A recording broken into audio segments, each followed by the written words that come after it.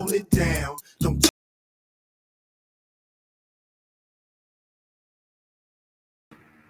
Peace, family. Y'all know who it is. It's Bakari Lumumba, back once again, the progenitor of LumumbaSpeaks.com, a Black empowerment initiative where we believe we could gain a competitive advantage by always betting on Black. Back once again, Sunday afternoon, August 18th, with another, I believe, it's going to be evocative show where we're, of course, looking at part 2 of our series inside the Nation Islam Cult or Community. If you're watching, family, make sure you hit the subscribe button, thumbs up, thumbs up, thumbs up, as well as the notification bell for future videos. And you're watching, once again, a dual stream from, of course, LumumbaSpeaks.com, a Black empowerment initiative where we believe we could gain a competitive advantage by always betting on Black, and the Beacon Line Network, the Pan-African social media extraordinaire, in the home of African-centered news and information.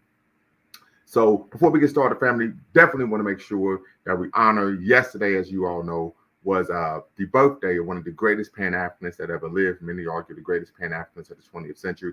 We talk about none other than Marcus Messiah Garvey, who was born August 17, 1887 in St. Anne's Bay, Jamaica. We know that he was, of course, the co-creator, along with his first wife, Amy Garvey, the co-creator of the Universal Negro Improvement Association, the African Communities League, was created in Kingston, Jamaica, I believe 1 August 1914. We know Marcus Garvey's organization boasted a membership of over 5 million worldwide, globally. And of course, their literary organ, the Negro World newspaper, had a subscription and publication range from New York City to Sydney, Australia. It was written in 3 languages, English, French, and Spanish.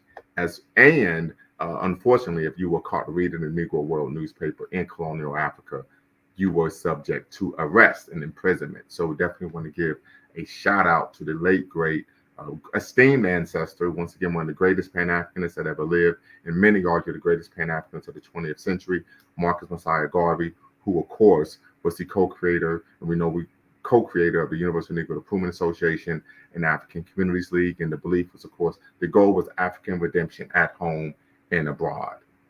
So definitely want to make sure that we discuss that. Once again, family, if you're watching, before we get in depth, make sure, keyword, make sure that you hit the subscribe and like button, as well as the notification bell. Want to make sure we get those thumbs up, thumbs up, thumbs up. We got far too few likes for as many people we have here on the live. We've got a comment already, since I just maybe left this comment even before the live started, saying the only leadership fit to be leaders of Black people, as they are the only group that won't bend to the will of whites or other races. Black people need pro-Black leadership, point blank, period. Appreciation there. And so, of course, also we have a Black history fact, a rather somber Black history fact. And that Black history fact is that on this day, 47 years ago, Steve Biko was arrested. Steve Biko, as many of you may be aware, is considered by many the martyr of the anti-apartheid movement in South Africa. Biko was arrested on August 18, 1977. That was 47 years ago today. Biko was the founder of the Black Consciousness Movement in South Africa, and he died in police custody on September 12, 1977. We also know that the Black Consciousness Movement in South Africa was influenced by the teachings of one Malcolm X, El-Hajj Malik El-Shabazz. Biko gave Black South Africans, through his leadership and writings, a sense of empowerment and encouragement in the midst of South Africa's systematic racism. Bantu Stephen Biko was born December 18, 1946 in King Williamstown, South Africa. So that, of course, is the Black history fact for today, about a somber Black history fact, but of course one that I think we need to acknowledge. I think oftentimes Steve Biko oftentimes is overlooked, right, when it comes to acknowledging his role in the fight for African redemption at home and abroad in terms of our freedom fighters. So we definitely want to make sure that we honor Steve Biko and the work that he's doing. Once again, the family, we're going to open the conversation up. The link is in the description, and I'll put the link in the chat momentarily. Standing by for our brother Omawale to tap in. I sent him the link. Give me 1 second, family, because he's calling me now. Brother Dwayne, what's the word?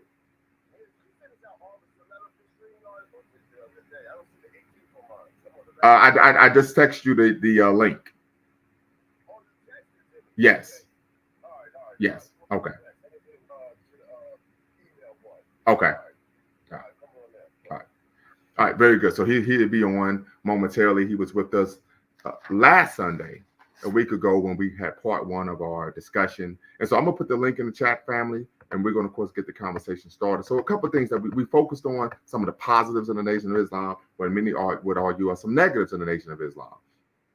And so part of what we want to do, so yeah, there we go. Brother Dwayne he's back with us. Brother Daniel, I'm sorry, Brother Daniel Omawale. There's another brother named Brother Dwayne Omawale. But one of the issues that, of course, we covered last week was some of the strengths and weaknesses of some of the pros and cons of the Nation of Islam. We talked about discipline. We talked about being mindful of one's appearance, right? Things of that nature. But this week, we want to focus more so on, of course, the teachings of the Nation of Islam. So, very quickly, family, before we get this conversation started, want to make sure that you all are aware that here at Lumumba Speaks and Bequaline Network, diversity of thought is welcome, right? So that's irrespective of you on the left, you're on the right, or you're right down the middle, you are able to be part of this conversation.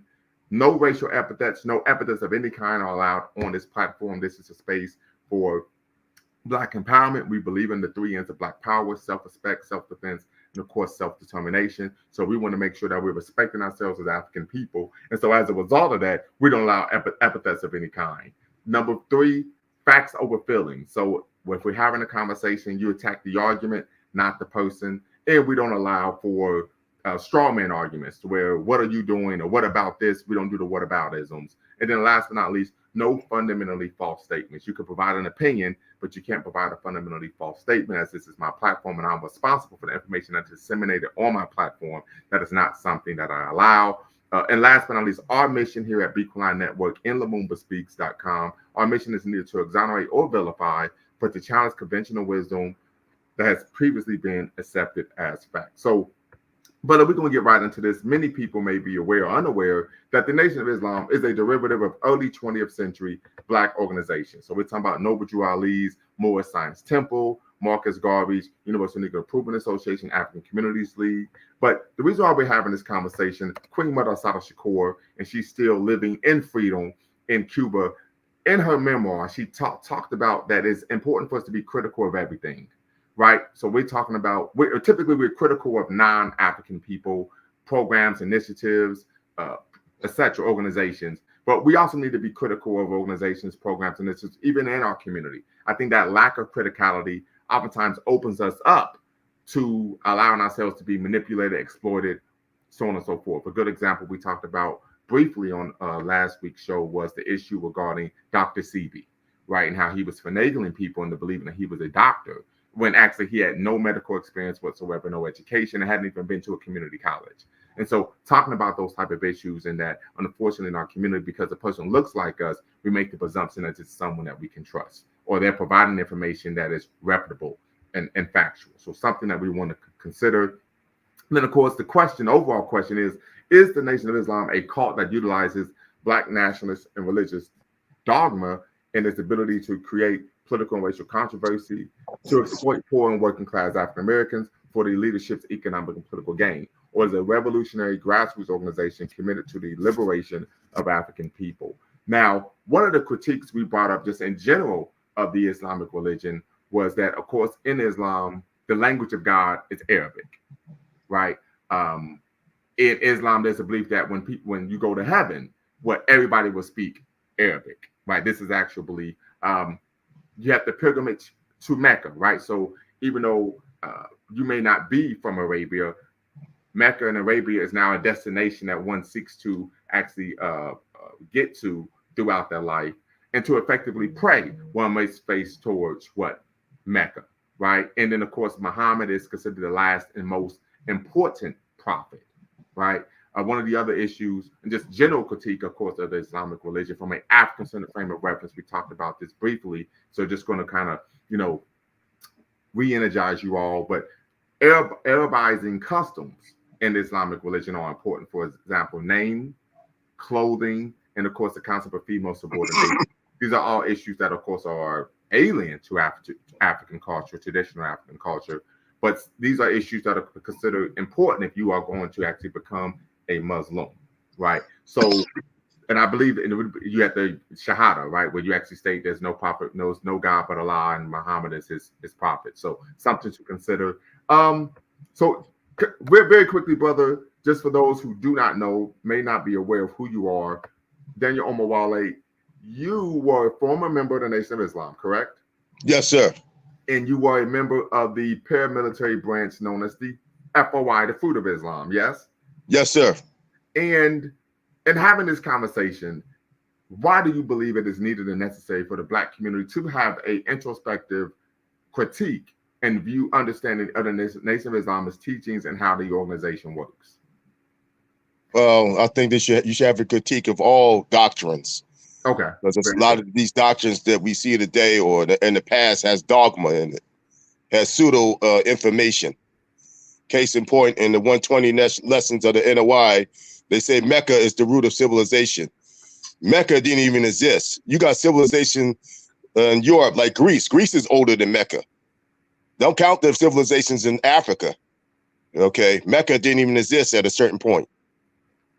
That's one dogmatic teachings that they teach, that Mecca is the root of civilization. Now, yes, this is true. Now, when you say dogmatic, would you argue dogmatic or just ahistorical? Ahistorical. It's ahistorical and it's dogma. Okay, very it's good. Both of them. Okay, understood. So when we talk about the teachings, and we're going to dive right in. So I'm privy to the teachings of the Nation of Islam. So I think it's important that whenever you have a critique of anything, that you have an informed critique, right? Not something that's based off emotion or how you feel, or you just don't like the person. We don't do that here at Lumumba Speaks and Be Quran Network. So I actually am familiar with the Supreme Wisdom, lessons by Master W.D. Fard Muhammad given to his servant, the Most Honorable Elijah Muhammad, for the Lost Foundation of Islam in North America. I actually have it right here, family, right? So let's dive in a little bit, what we're going to unpack this afternoon. So we'll go straight to lesson 4, the root of civilization. In lesson 4, they state that the root of civilization is in the Arabian desert. This is something that you will be speaking to that we know is ahistorical. That's right. It's ahistorical, and they have some other things that's not correct. One lesson, student of Rome, it said, "Who is the color man? The color man is the Caucasian white man, the Yakub's graphic devil, the skunk of the planet Earth." Right. What they don't realize, the people in the Caucasus Mountain, if you go to Russia, you call them Caucasian, they're gonna look at you like you're crazy. Right. What these people we call Caucasian are not Caucasian. Okay, the Caucasians are the ones that live in the Caucasus Mountain, and a lot of them have black hair. Some of them got olive complexion to tan complexion to brown complexion. So that's incorrect. That's ahistorical. That's pseudo. Got you. And matter of fact, if I'm not correct, the Caucasus Mountains in Asia. It's not in Europe. Yes, you are right. The Caucasus Mountains are in that area. Yes, it is in Asia. Yes, it is. Because matter of fact, there are oil fields in the Caucasus Mountains as well. So the nation, the NOI teachings falsely label what we call white people Caucasian, and they're not Caucasian. Like I said, if you go to Caucasus Mountain, they go over to Caucasus Mountain saying they're Caucasian. Those people over there in that region going to look at them like they're crazy. Got you. Understood. Yeah, and then, the Caucasus Mountains are located at the intersection of course, Asia and Europe. Mm-hmm. Some people would say, hey, they're kind of in the mix, but it's just something to consider when we talk about just being reputable, factual information, because one of the things we don't want to do is disseminate misinformation, right? It hurts your credibility, your standing, and most would argue that if and when you are disseminating misinformation, you may have a ulterior motive, and that's subterfuge into, of course, many would argue, manipulate people, right? So just something to, of course, be considerate of. So very good there. Let's move forward. When we talk about the teachings and the supreme wisdom, the lessons from Master W.D. Fard states that we were taught to be called African to make people on we were called African to make people on the continent believe that we are savage and that we don't have anyone else except for ourselves. Well, that's kind of pseudo too, because from my understanding, the word Africa was named after a tribe called the Free People. Well, there's a lot. Some people argue there was a Roman general. There's a lot of speculation there. Yeah, I heard that Scipio Africanus and all that stuff. But they was named after a tribe in Africa. I think it was like in the Libya area called the Free People. Right, and we use the term ethnic group here. We use the term. Ethnic group. I'm sorry, you're right. Tribe is wrong. It's ethnic group. It was an ethnic group, and I think it was in the Libyan area. It was called the Free People. That's where they got the word Africa from. But like I said, we didn't name the whole continent.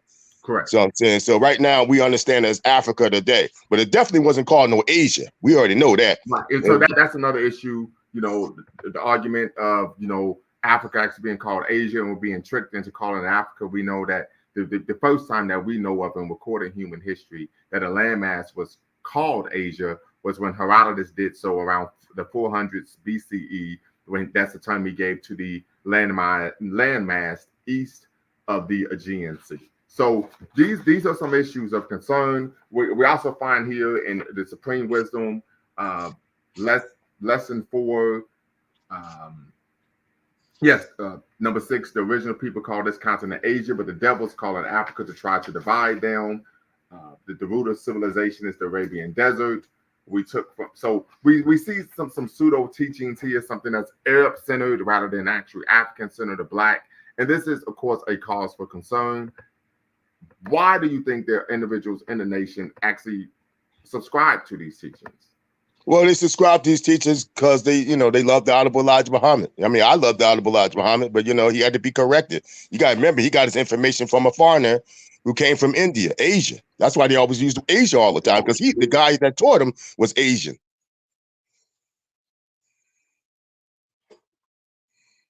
That's what that come from. He got his teachings from Farad Muhammad. I mean, they wrongfully call it the teachings of Elijah Muhammad. It should be the teachings of Farad, because that's what it is. He didn't create those teachings. He didn't invent those teachings. He got those from what they call Master Farad Muhammad. In fact, about it, they got a lesson saying that Arabia is in the Far East. It's in the 120 lesson that Saudi Arabia or Mecca is in the Far East. Mecca is not in the Far East. The Far East is India, China, Philippines, Asian countries. That's the Far East. The Far East is in Asia, not Saudi Arabia.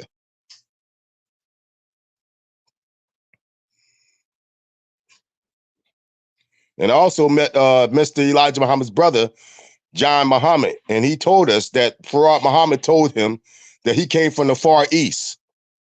Okay? He didn't come from Mecca. He came from the Far East of India. So I know some people are going to say, oh, you probably saying all this stuff because I must have got mistreated in the NOI. I didn't get mistreated in the NOI. Okay? I got treated good in the NOI. Okay? I'm leaving because I'm a person of truth. I like to deal with the facts, not emotions. Okay? I left because I found a lot of stuff wasn't correct in the teachings and the doctrine. Okay? I didn't leave because I got mistreated. Understood. So let's talk about that. Because one of the issues that we promote here at Lumumba Speaks and Be Qualon Network is being an independent thinker, right? Being someone who's intellectually curious rather than simply regurgitating and parroting what someone has told you. What led you to begin to question what you were being taught while you were in the nation?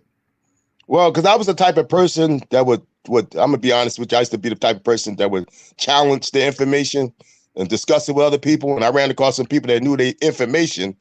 And after I got finished talking to them, they gave me a headache. And so I started researching some of the stuff they gave me, and I found out they were correct, and I was wrong. Right. Another issue that we find in terms of the teachings of the Nation of Islam is that the belief that the chattel enslavement of African people is biblical prophecy. Right. This is part of the teachings. Nation cites Acts chapter 7, verse 6, Genesis chapter 15, verse 14 as biblical prophecy.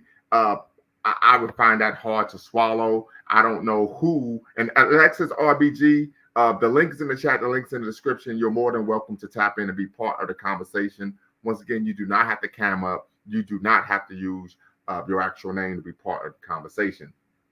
That I would find it hard to. Why would one want to believe in a God that ordained their people to be enslaved and dehumanized? That makes no sense to me whatsoever. I mean, that to me, of course, is nonsensical. And one of the other issues I found rather puzzling is when we talk about this concept of the tribe of Shabazz, which we know is ahistorical. There never was a tribe of Shabazz anywhere on the continent, let alone the world, was also the belief that the original black man had straight hair and was fair-skinned. Well, you want me to respond to that? Yes, please. Oh, that's not historically correct. Because the oldest tribe they found in Africa, if I'm not mistaken, you can correct me if I'm wrong, are the Khoisan people and the Twa. Yes. Those people's hair are not straight. Their hair is kinky and woolly. And fact about it, they got a tribe off the coast of India, right? And these people have kinky, woolly hair. They're the oldest. They're the indigenous people of India. And their hair is kinky and woolly.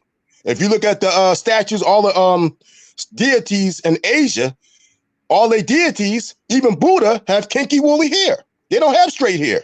This is true. This is true. John Jackson says that is pseudo. What are you referring to, Brother John Jackson? Once again, you can tap in and be part of the conversation. You do not have to cam up. You do not have to use your actual name. You can't use a pseudonym. Be part of the conversation. You're watching Lumumba Speaks and Bequaline Network here on YouTube. Make sure you hit the subscribe and the like button. Thumbs up, hit that notification bell as well. Brother Shabazz, that's the oldest group of people whose DNA they have been able to test. Yes. Brother Jackson says, shout out to Brother Daniel for educating himself. So the community is actually thanking you for educating yourself, being an independent thinker rather than simply regurgitating and parroting what you've been told. And Brother Shabazz says that's the oldest group that have been tested, but not the oldest. And we want to use the term ethnic group, not tribe, because tribe, of course, connotates something that's primitive. So we want to use the term ethnic group per se. So once again, family, the link is in the chat. The link is in the description. We're having a conversation here with former member of the Nation of Islam, former member of the FOI, Brother Daniel Omawale out of Philadelphia. Shout out to the Illadale, the 215, right? But one of the issues I think is very important, and Brother Daniel talked about this in the intro, was that he didn't have a negative experience in the nation. He wasn't mistreated. This wasn't a situation where he's trying to speak ill of the nation because of some negative experience he's had, but simply as someone being an independent thinker, someone who was intellectually curious. He took issue and umbrage with, I guess, in your words, and I want to speak for you, you felt some of the things you were being told were simply nonsensical, so you would have to do your own research. Am I correct? Yes, you're correct. You're absolutely correct. Okay. Why do you think that most individuals like yourself don't exist in the nation? There's a lot of individuals that's like me. Okay. You know what I'm saying? I know a couple of individuals that left because of the doctrine, because they found out a lot of stuff they were taught wasn't correct. Okay. Got you. Let me ask you this. Do you think the nation does more harm or good to the community? They do a lot of good. I'm telling you, it's healing mixed up with poison. If they get rid of the poisonous doctrine, that would be a good group. They got rid of that religious stuff, Islam stuff, and kept went into Kemetic. If they were switched over to Kemet, but kept the structure. You know what I'm saying? Instead of saying strictive laws of Islam, call it 42 Confessions of Maya. Go back to our ancestors' way. If they did that, there'll be a decent. It would be a perfect organization. Understood. Now, one of the sisters who was on last week, she talked about, and Brother Shabazz is tapping in. She talked about how the nation produces scholars, right? I push back against that. Let me read this comment from Brother Jackson. I also a former member of the Nation of Islam. Can't join the panel currently at work, but I'm watching. Appreciate it, brother. Make sure you subscribe on both channels, Bequaline Network and, of course, Lumumba Speaks, right? Hit the notification bell for future videos and make sure you hit the like button as well. Appreciate you, brother, tapping in. And if you continue to comment, make sure I will read your comment. So, and I talked about a lot of the information they disseminate in terms of the books they write are, of course, pseudo, right? Pseudo scholarship.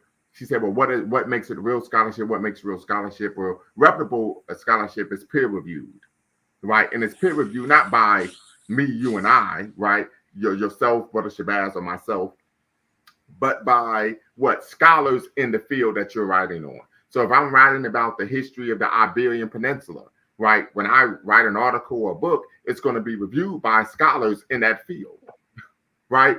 To make sure that I'm not making claims that are farcical, right? So, and part of that is to protect the discipline, right? So there's a lot that goes into that, but peer reviewed is the greatest way of actually making sure you're of course reading reputable information. Brother Shabazz, what's the word? Hey, what's going on? Peace to the panel. Peace to brother Peace, Daniel peace be unto you, Omawale. my brother. Peace be unto Yeah, you. Shout for out to sure. the 619. Yeah, no doubt, no And you doubt. were born and raised in San Diego, right? Yeah, I'm from here. I was born in Texas, Okay. but I was born in Texas, but I've been here all my life. Okay, because Yeah, you I know have it's no memory wild. there. Just very quickly, because okay, you're raised in San Diego, but then you went to play football in Alabama. Yep.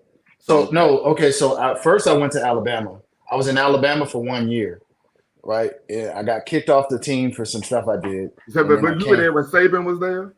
I was there. I was there in '06, the year before he came. I was there under Gotcha. Shula.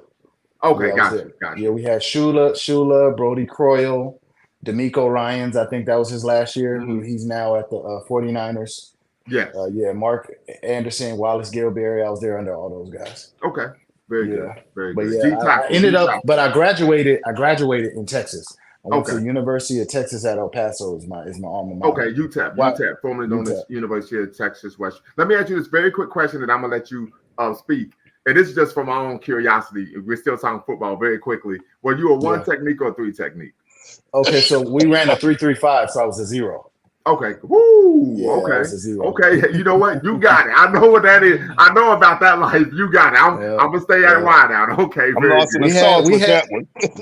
we had an alternate 4 group. You know what I mean? When we went 4 down linemen, I was the 3. But Okay. yeah, I was a 0. And it's funny because I went from a wide 9 end, and then when I went to the next level, I had to go to a 3 technique. And then Okay. they changed the thing, and I was a 0. But yeah, before we Okay. lose everybody. But yeah, Right. All right. Go ahead, brother. I just wanted to know that because I never asked you, and since we kind of got it, I was like, I gotta ask this question because it's something I was of course wanted to know. But go right ahead. oh yeah, go. Were you about to say something, Omawale? Yes, I was. Did you play Division One? Yeah. We're in Conference USA, Division Okay. 1A, Okay. or today they would call it FCS, right? Mhm. No, FBS, right? No. Yeah, FBS, it's D1. You just won D1 double one of the 1A, BCS D1A. conferences. Yeah, we played our second week. Our second game, we actually played Texas, like the Mhm. Texas Longhorns. Mm-hmm. Oh, okay. Texas Longhorns, yeah, Kansas Jayhawks. Yep, yeah, it was definitely. Rock Chalk Jayhawk, right? Yep. But in terms of the point, first thing what I was trying to say in the comments was what you said was factual in a sense that the information you got in terms of the Khoisan and the Mhm. Why? or don't you have to click? Isn't it They got Khoisan? click sound. That's the koi sound. They Yeah, look Asian. They got slanted eyes. yeah. I mean, I shouldn't So say they look Asian. I mean, the Asians look like them. there you They Right. go. they older than the Asians. Right. They have slanted eyes and they have kinky woolly, good coarse hair. They got that good old hair, that good coarse hair. Yeah. They good. Now, Yeah. Yeah, I call Corsair good hair as well. So I'm proud of mine. Absolutely. I was Absolutely. taught that good hair is healthy hair. That's what I was taught. That's what it is. Good Good hair. hair is coarse. Yeah, I agree with you. Good hair Mhm. is healthy hair, regardless what texture. Because another thing I should have dropped on too. What people got to understand in Africa is very diverse. People got Mhm. different phenotypes in Africa, different hair texture. Now they do got a tribe in Africa that's in the Niger. Ethnic group. They got. I mean, my fault. I see how they got us all messed up. They do got an ethnic group in Africa. They like in the Niger part. They have natural straight hair, but they're the minority. They're not the majority. They're just one exception. Some Ethiopians got loose hair too. Yeah. Okay, Mhm. but majority of people Yeah. majority of people in Africa, their hair is kinky and coarse. They got different textures, just like they got different phenotypes. True. Some What? ethnic groups got big nose, big lips. Some ethnic groups got thin lips, and that nose, that straight nose. No, for sure. But the point I was going to make, I mean, Africa is the most diverse in terms of phenotypes, most diverse place in the world. Mhm. Yes, it is. Yes, it is. But the point I was making was that I think you were conflating 2 points, because the Khoisan and the Twa people were the oldest people that were available for them to test their DNA today. That was the oldest group that they could trace all people to, right? That was the oldest one. But that doesn't mean that there wasn't an older ethnic group that had been distinct, that is extinct, that they haven't been able to DNA test to trace us to, that could have possibly been older. So I understand that that's the oldest one that we can find today, but that doesn't disprove what the nation is saying about Okay. the original. Well, what they say in Asia, you got the Dravidians, right? In India, right? They're heavy melanated with straight hair. But you also got a tribe older than them. They like in the same region of India. They're part of India. I forget those people. A missionary tried to go down there and he got killed. These people have kinky, woolly hair. They had coarse hair. They're older than the Dravidians. Right. Their hair is kinky and woolly. And then you got in the Philippines, you got the Negritos. They're the indigenous people of Philippines. Their hair is kinky and woolly. Yeah. If you check around the world, all indigenous people, they all had kinky, woolly hair. Oh, well, see, here's the thing. I agree with you that it stands to reason that the original human beings had kinky hair. Yes. But if you want to be technical, you can't disprove that claim for 100% sure. Because they could claim, like, if we want to be scientific. Yes, you got to be scientific. But scientifically speaking, they have no proof of that, and it's a non-falsifiable claim, really. No, we could falsify. We could falsify it. No, but we could falsify it if we somehow find a way to say for sure this is the first ethnic group that declared themselves, and it depends how we're defining ethnic group. You get what I'm saying? So I guess we could falsify it, but I don't think that falsifies it. That's the only thing I'm saying. So I say that to say I'm not in the Nation of Islam, but a person could say that that's not enough information to prove that. She said, "Why argue for something you can't prove?" Yeah, and so part of the issue is what we tend to find is the nation does that, right? You make a claim that's a non sequitur that people really don't have access to information to, and then you're able to present yourself as what? Being smarter, having some type of divine or what they would call supreme wisdom, right? That puts you in a position of power and leadership in the Black community. So, Brother Daniel, go right ahead. Yes, they have. The nation has a pseudo claim that our hair got kinky 50,000 years ago. They digging up bones of people that's older than that, and their hair is kinky. Are we direct descendants of these individuals? Yeah, all human beings are direct descendants of African people. We all descend from that. They're the oldest people on the planet Earth. There's different lines of people. I know that, but they're saying the origin of our kinky hair happened 50,000 years ago. Right. By Shabazz, who was dissatisfied with the other scientists, but we know Shabazz is a Persian word. Persian is not the older language. I don't even think the Persian language existed back then. You got languages in Africa that's way older than Persian language. Yeah, I mean, I don't want to be a lawyer for something I don't even agree with, right? Yeah. You got to remember the word Shabazz means royal falcon. It's a Persian word. Okay, it's a Persian word. It's not an African word. It's a Persian word. Okay, and I know it's a part of Swahili. In Swahili, I thought it meant like king or something like that. Yeah, but see, you gotta understand, Swahili got mixed up with a lot of languages like Arabic and Indian. In Swahili, there are a lot of Arabic loan words like Thelatini is 30, but that's also Arabic for 30. Ishirini, right? So there are some Arabic loan words in Swahili, just like how we find in English. There are French loan words, petite, fiance, mansion. These are all French words. Anything with TION is French. Motivation, inspiration, anything with TION in English is also in French. So yeah, languages become intertwined. So brother John Jackson, let me go back to his statement. He states that the nation does some good, but overall bad because the ideology is dangerous to the mind.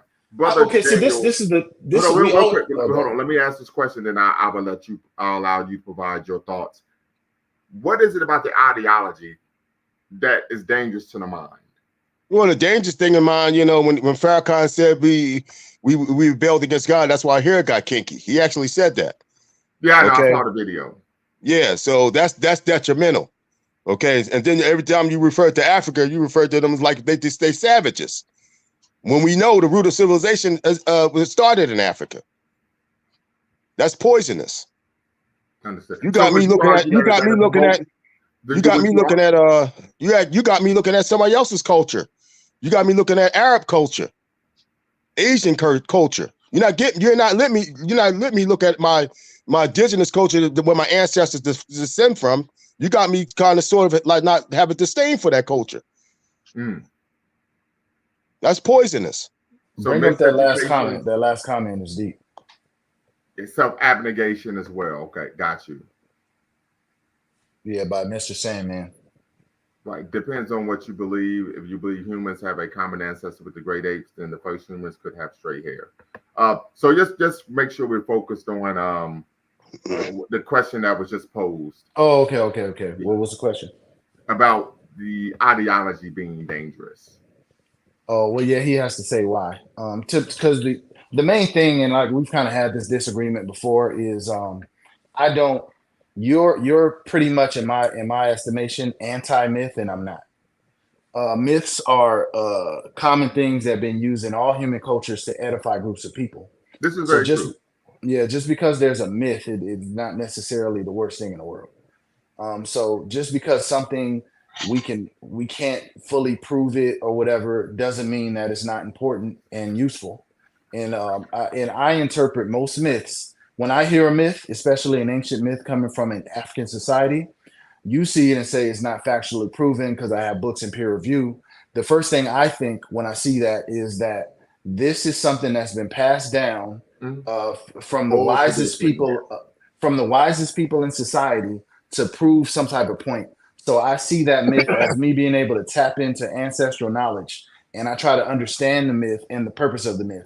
And if I can identify that the myth is incorrect, I still want to know what were they trying to say by the myth. And I also am not arrogant enough to think that it could still be true.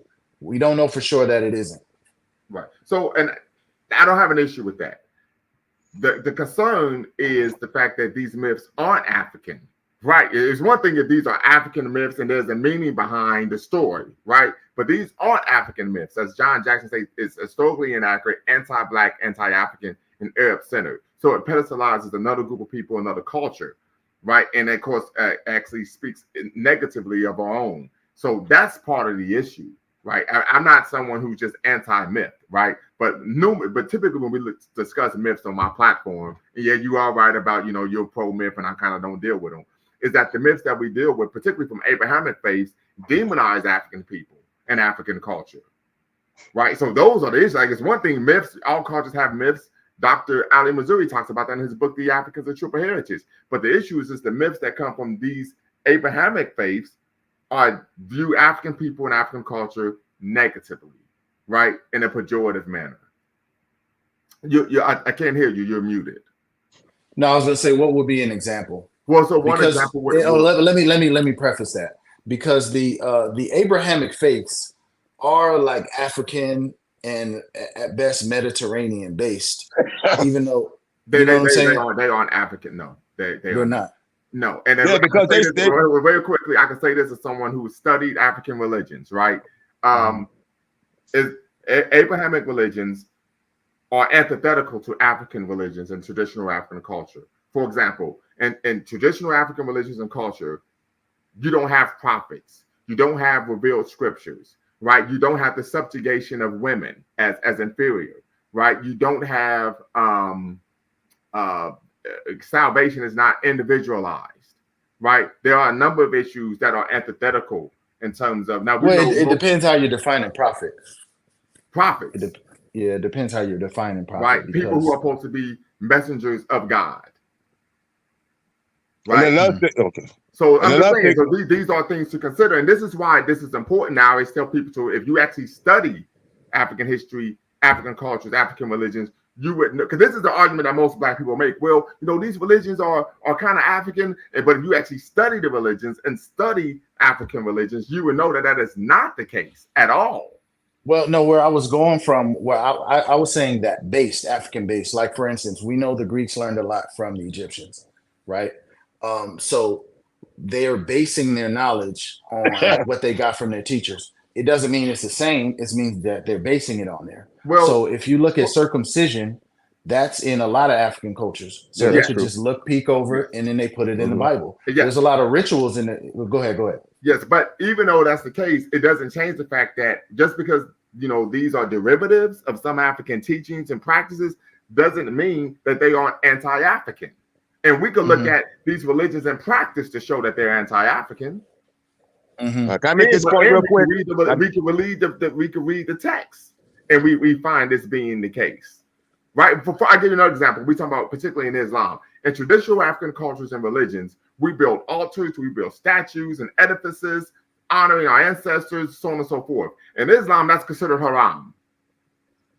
That in itself will be an example of how you see it's incongruent, Mm-hmm. right? In traditional African culture, religious or cultural ceremonies, alcohol is used. In Islam, that's considered haram. Mm-hmm. You see what I'm saying here? So Yeah. there are some very strict distinctions that delineate that these religions are incongruent with the culture. Yeah, I'm gonna let it's on Wale, and I'll respond to that after him. He been trying to talk. Okay.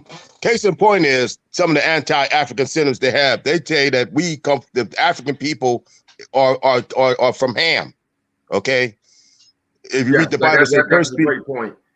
And I don't mean to cut you off, but the myth of African people being descendants from Ham comes out of what? The Talmud, the Jewish Talmud, which was written between the 3rd and 5th centuries, where Jewish people in Judaism began to depict African people as descendants of Ham, and therefore there was a biblical or religious justification for the enslavement and discrimination of African people. That would be an extreme example of the religion being these Abrahamic faiths being anti-African and actually detrimental to African people's existence, irrespective if some of the concepts originate from African people. No. I think another issue is the fact that you can take these things and twist them and interpret No. them. I've read the primary source. This is what it actually says in the Jewish Talmud. No, I don't think that's what you're doing. I think that the person that's wielding the Bible can create a doctrine of their own But I'm not choosing. talking about the Bible. I'm talking about the Talmud, the Jewish Talmud, which was written by rabbinical scholars between the 3rd and 5th century. I haven't read that. I haven't read that, but I've read small parts of the Talmud. But say, for instance, I don't think the Talmud was referring to a racial concept. That No, Yes, they described it does. It does. Like I said, I've read the literature. I've studied this in depth in graduate school. It did. Mm-hmm. They distinctly depicted. They talked about black people, dark skin, kinky hair. They gave explicit phenotypical descriptions of African people. Elongated phallus. They mentioned elongated phallus. I didn't want to say that, but yeah, they mentioned it. But the elongated I said phallus. I didn't say the other thing though. Like literally. So this isn't a situation where we're conflating. It says this verbatim. Mm-hmm. Okay, that's so in the that Talmud. would be an example. And is that also in the Bible? Well, it's in the Talmud. Listen, so what we're saying is what we find, and this is even in Christianity and Islam, right? That there's the belief that African people are the descendants of Ham. That belief originated with Judaism, right? And we know Judaism is the progenitor of Abrahamic faiths. So when Christians and Muslims believe that African people are descendants of Ham, they're doing that because based on the original Abrahamic faith, which is Judaism, that is something that they propagated since the 3rd century CE. I would have to study that because if like a theologian or somebody could say that they were referring to a specific ethnic group that they had. Oh yes, as a matter of fact, I'm gonna bring up. Say it wasn't all of Africa. That's I'm going to bring up because that doesn't fit the description of the Khoisan people. You know what I'm saying? That doesn't fit that. Well, once again, we're talking about the 3rd century. Mm-hmm. We're talking about the 3rd. I'm actually going to bring up. I'm gonna share my screen because once again, we're not engaging in subterfuge or conjecture in the window.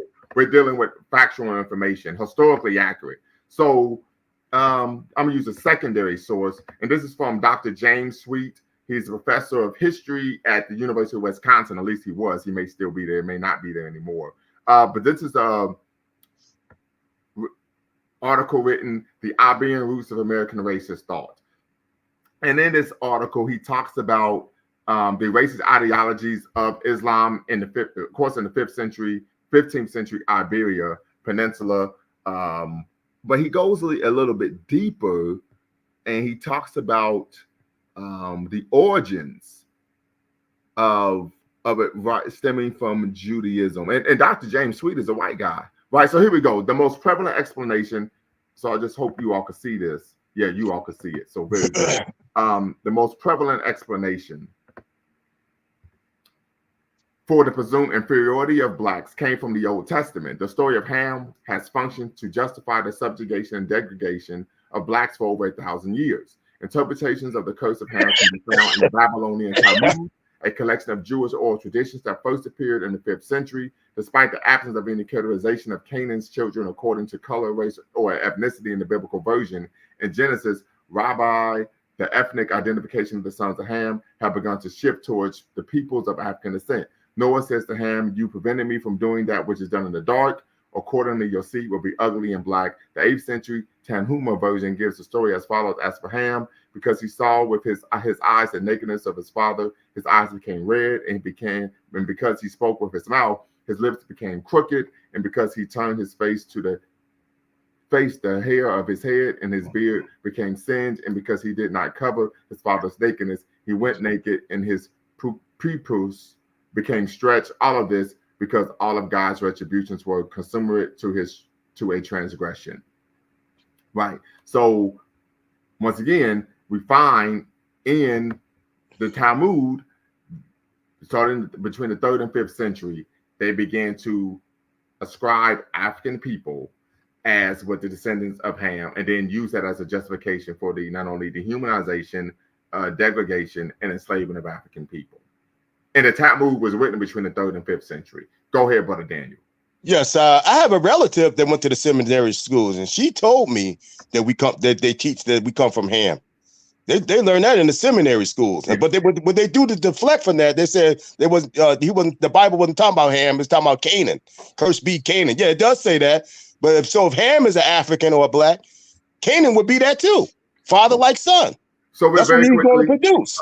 But Aaron Muhammad says you are completely mistaken about Islam and originating from Arabic culture. Islam is the nature in which the original man was created. It's a way of life that is labeled a religion. Well, once again, Brother Aaron Muhammad, the link is in the description. The link is in the chat. I'm going to put the link in the chat once again, and you're able to tap in and be part of the conversation. But that will be an example, once again, of something that is ahistorical, right?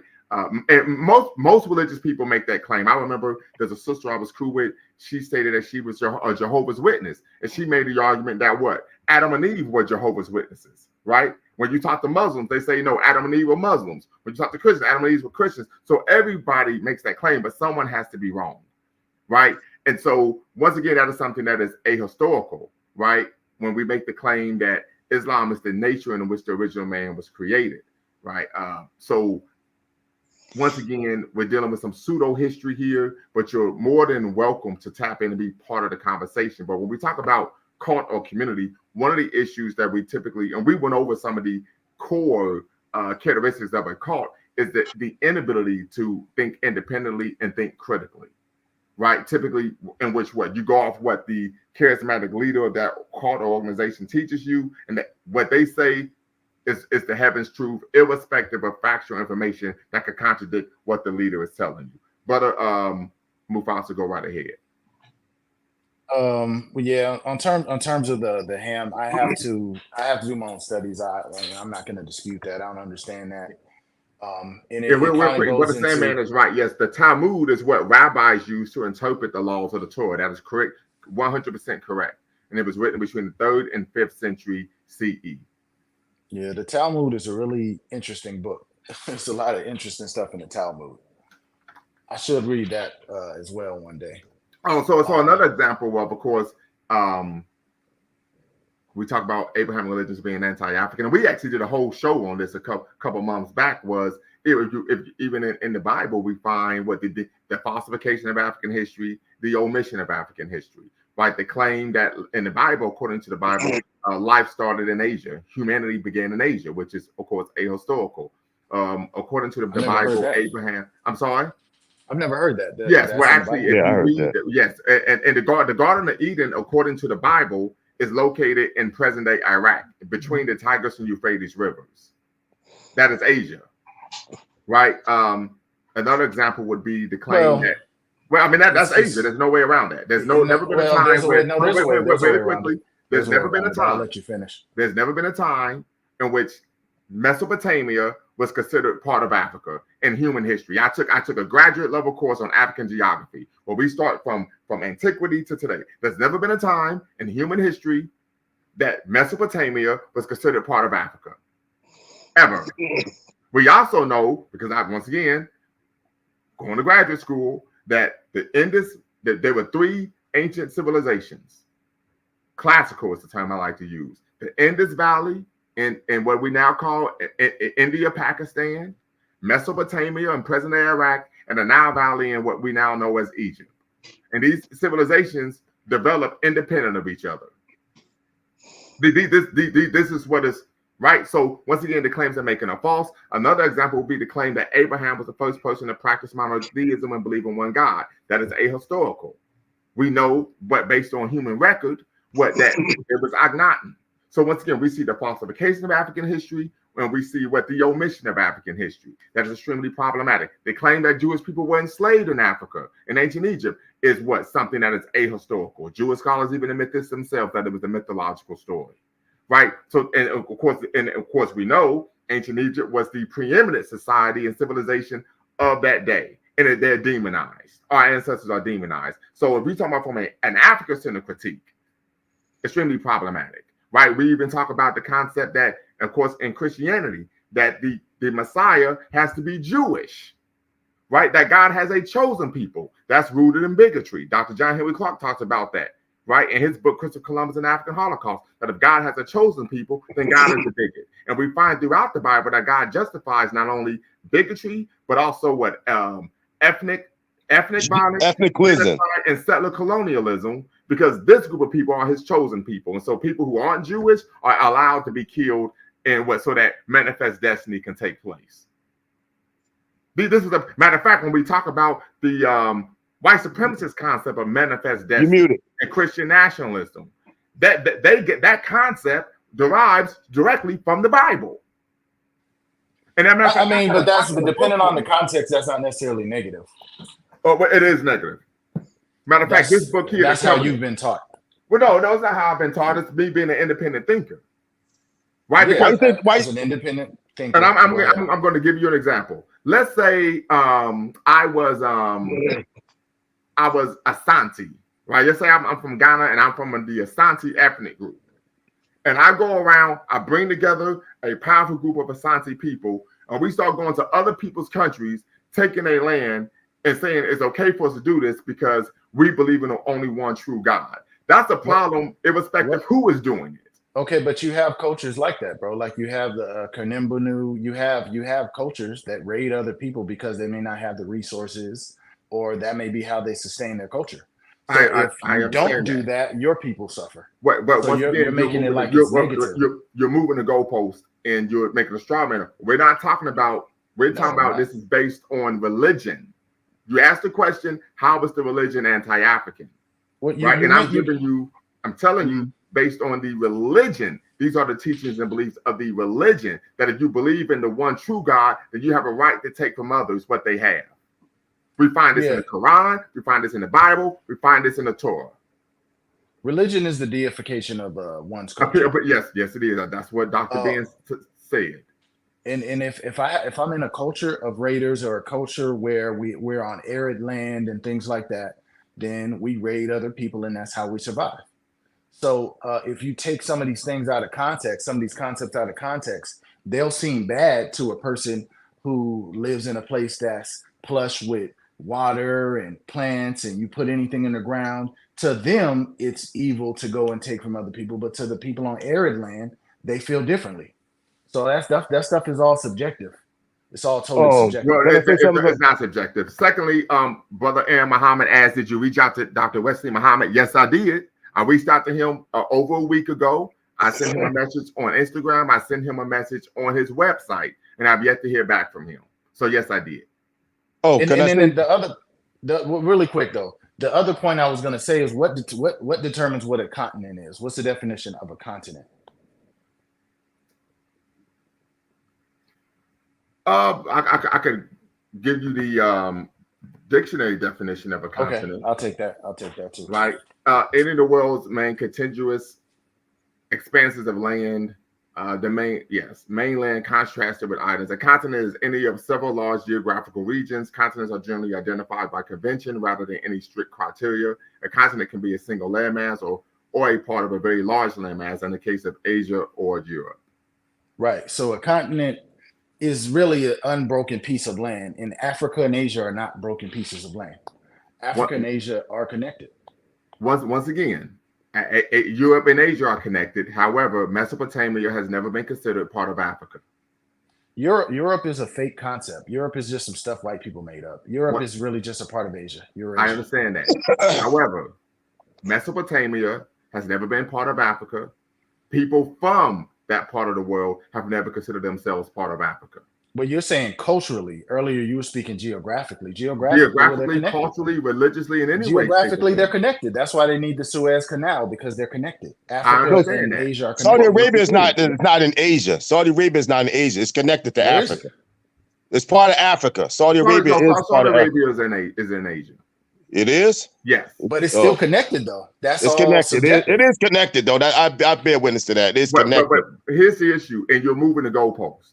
Once again. No, you said geographically it's not. Yes. And I'm saying, yes, it is. It is. You're saying it's not connected because of. No, I didn't say it was. I said it's not part of Africa. Yeah, but what I'm saying is. We're going to clean this up, and then we're going to move forward. Hawaii is not connected to the United States, but it's part of the United States. Right. Mexico, Puerto Rico. That's a nation. You see what I'm saying here? But so now we're speaking nationality. No, I'm just speaking in terms of geographically. Yes. Mm-hmm. Right. So I'm saying geographically, Africa and Asia are connected. Yes. So but Mesopotamia has never been considered part of Africa. Turkey, right, has never been part of Africa, even though Turkey is part of Asia, and Asia is connected to Africa. That's how we consider it. Once again, because we're getting down a rabbit hole that has nothing. We're moving away from the ultimate point that I'm making. You asked for examples of the religions being anti-African. I provided numerous examples of those. You chose to what? Dismiss those and then talk about what? A strong. Well, you kind of been going on and on, so I have a lot to respond to. But I wanted to start the first. You just did three things. You did the geography, and then you went on to mention some other things that I think were more related with Christianity than the Bible. My issue was, if we're dealing with the Bible, a lot of things in the Bible came from their observation of original African cultures, and then they took these things, wrote them down. No, but now they're using this book in their own way. So I'm asking you a question.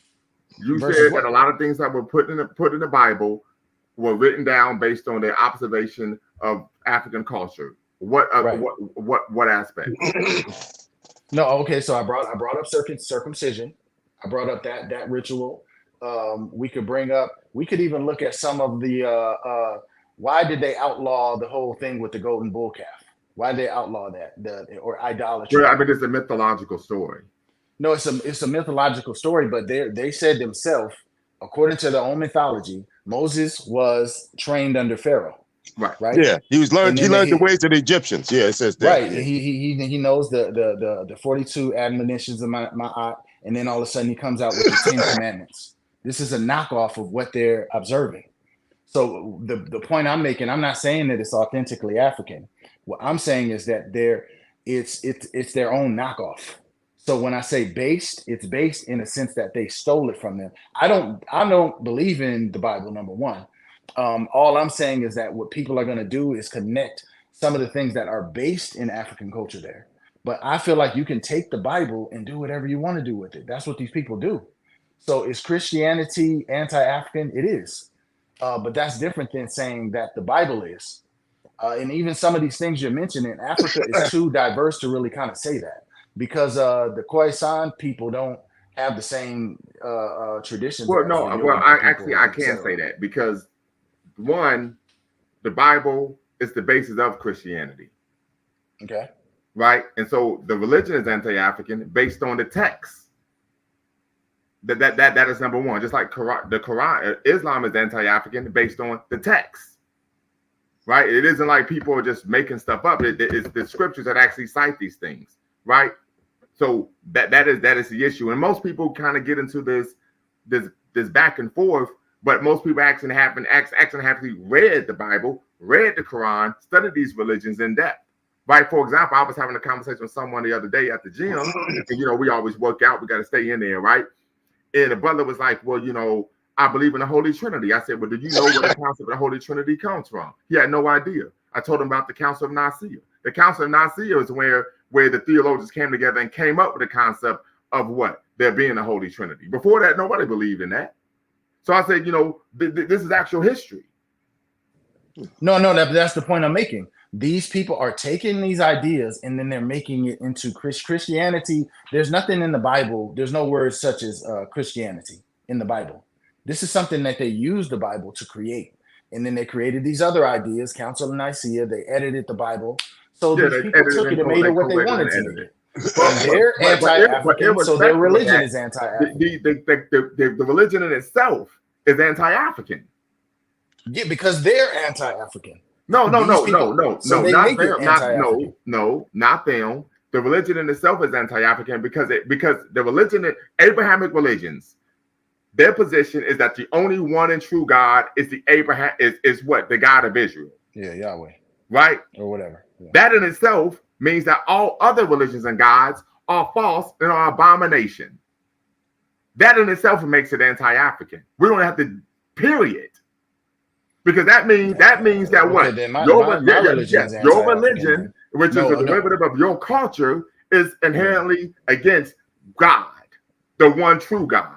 If you look at the Yoruba creation myth, in the Yoruba, Ifa. It's called Ifa. No, Ifa is a system of divination. Ifa. Yeah, I know that, but that comes from Yoruba spiritual system. That's a Yoruba spiritual system. No, the name of the spiritual system is Isheshe Lagba. Ifa is an aspect of it. So Ifa is a divination system, and it's also used as a name for Orumila as well. Orumila. Orumila is in particular Irumole or Orisha. But I don't want to get off into the weeds. If we just look at the spiritual system, there's a place called Ileife, and according to the system, there was coming from Orun, which is heaven. They came and they laid the first piece of land, and then they had a rooster and a chameleon. The rooster would scratch and create the land, and then the chameleon would run on the land as the rooster was spreading the land. So Ileife translates to the source of the spread, meaning that all people come from Ileife. That is the source of all people are first from Ileife, and then they spread to other places. So is that anti-African by your definition? Once again, you're moving the goalposts. We're talking about Abrahamic religions, particularly Islam, and it being anti-African. Okay, but what I'm saying, because your tradition contradicts other people. We're not going to pivot. We're not going to pivot. We're talking about Islam and Abrahamic faiths right now. We're not going to do that.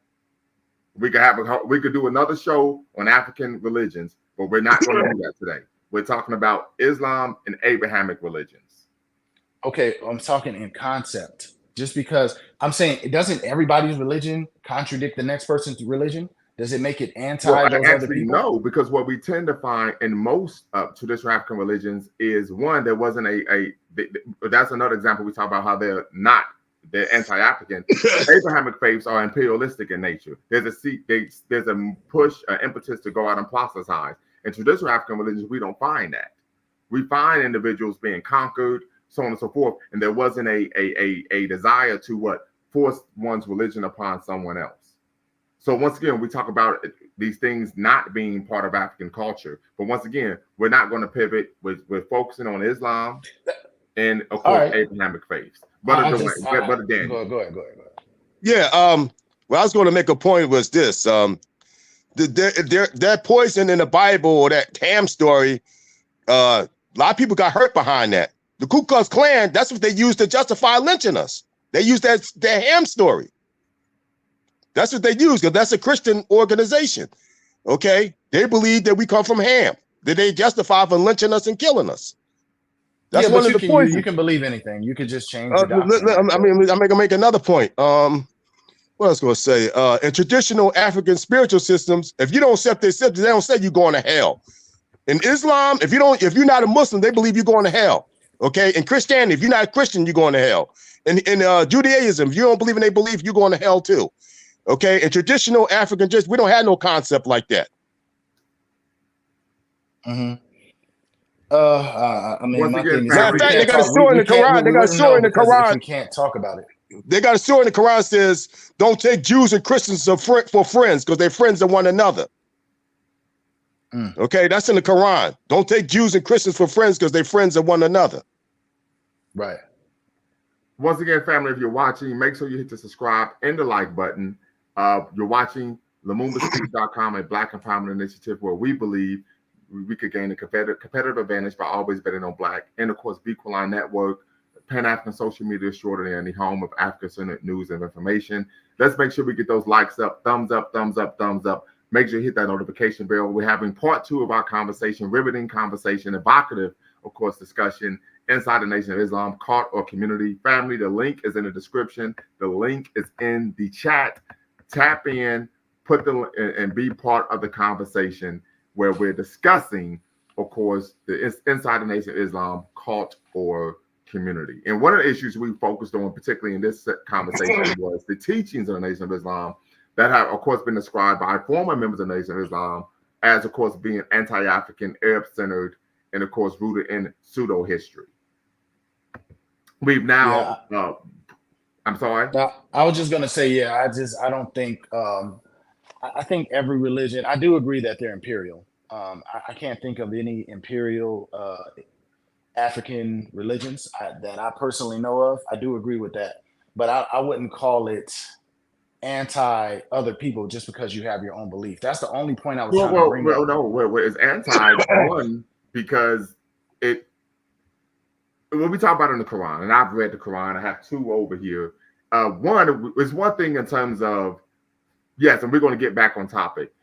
There's one thing in terms of Islam or Christianity, Judaism, and writing. There's another in terms of in practice. In practice, it's been anti-African, right? The second issue is I can have a belief, right? But if my beliefs are antithetical and harmful or dehumanizing to other groups of people, that is a problem. And these beliefs are dehumanizing, right? Because it actually states that individuals who don't believe this are worthy of what? Death, worthy of being slaughtered, worthy of being, of course, conquered and colonized and enslaved, so on and so forth. We still find this issue in the Islamic world to this day, to where African people are called abd, which of course means slave. All right, this is going on throughout the Islamic world. I've had brothers and sisters from the African continent who are Muslims come to me and say, "Can I talk to you?" And I say, "Sure, what's the word?" And they say, "I want to talk to you. You're Pan-Africans. I know that you are familiar with this issue." They said, "I love my religion, but my religion is extremely anti-Black." And these are people who are actually Orthodox Muslims who are aware of the history of anti-Blackness in their religion. And Islam has been anti-Black since its inception. These are historical facts that are irrefutable, right? So how are we off topic? How are we off topic? But the focus typically is supposed to be on the NOI, and we kind of dovetailed into talk about. I got another pseudo claim by the NOI. Go right here. Go right ahead. One pseudo claim, they said that like white people, what we call white people, ate raw meat. They was the only people that did that. But if you it's a tribe in Africa called the Maasai. Ethnic group. I mean, it's an ethnic group called in Kenya called the Maasai. I might be saying the name wrong. Maasai tribe. They eat meat raw. In Ethiopia, that's a delicacy. They eat raw beef. And Japan, they eat sushi. That's raw fish. Right. So real it's quick, Brother Haru says Muhammad said black people would go to hell. Al-Tirmidhi, Hadith number 38, and Quran Surah 3:106. Every African needs to read this. So let me grab Quran right here. We're gonna go to chapter. That's hadith. That's hadith. That's hadith. Let's see here. That's a hadith he's talking about. Okay, he says in Quran, so that's why I'm going to look this up. Yeah, I know it's when he's talking about the black faces. It said people with black faces would go to hell, people with white faces would go to heaven. Yes, on the day when some faces will be lit up with white and some faces will be in the gloom of black. To those whose faces will be black will be said, did ye reject faith after accepting it? Taste the penalty for rejecting faith. Sounds symbolic to me. One.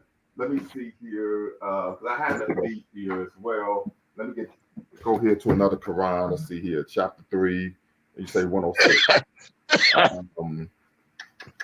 Let's see here. On the day that some faces will be bright while others gloomy, to the gloomy face it will be said, did you believe? Okay, gotcha. All right, and so he says what? Hadith 38? Yeah, 38. Hadith number 38. Number 38. Okay. There's also a hadith that said anybody saying that Muhammad is black should be put to death. I remember reading that. Gotcha. Okay. The quarrels. Okay, I'm not gonna be able to find it. But yeah.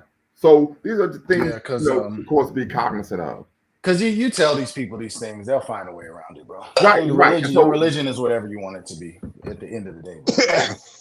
Right, but we do find a virulent history of anti-blackness in the Islamic faith. Like I said, you could read. Matter of fact, one of the sisters, she's actually a professor at the University of Michigan now. She wrote a book titled "Muslim Cool," and she talks about the history of anti-blackness in the Islamic world.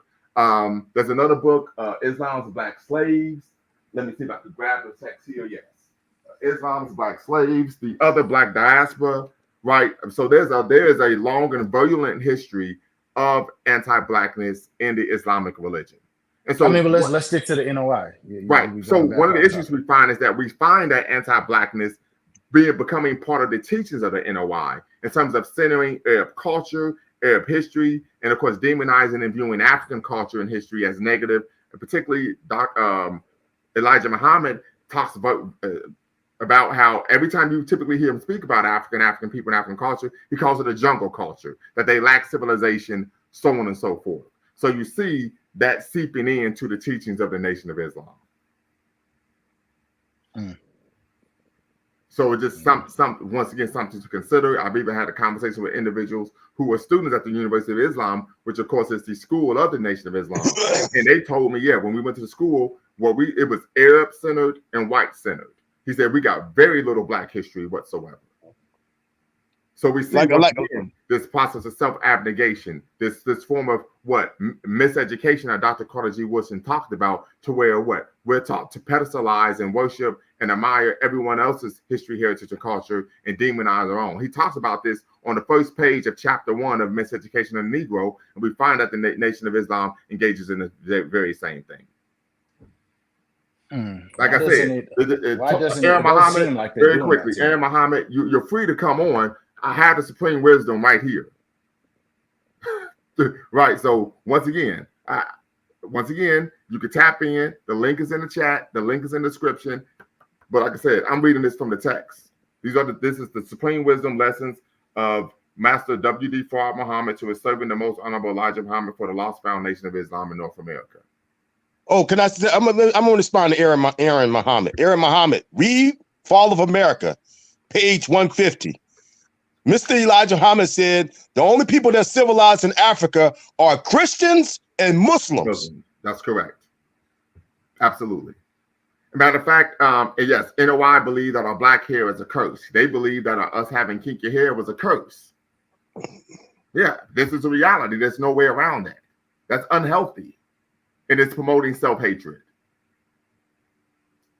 Yeah, I don't disagree with that. So these are issues of concern.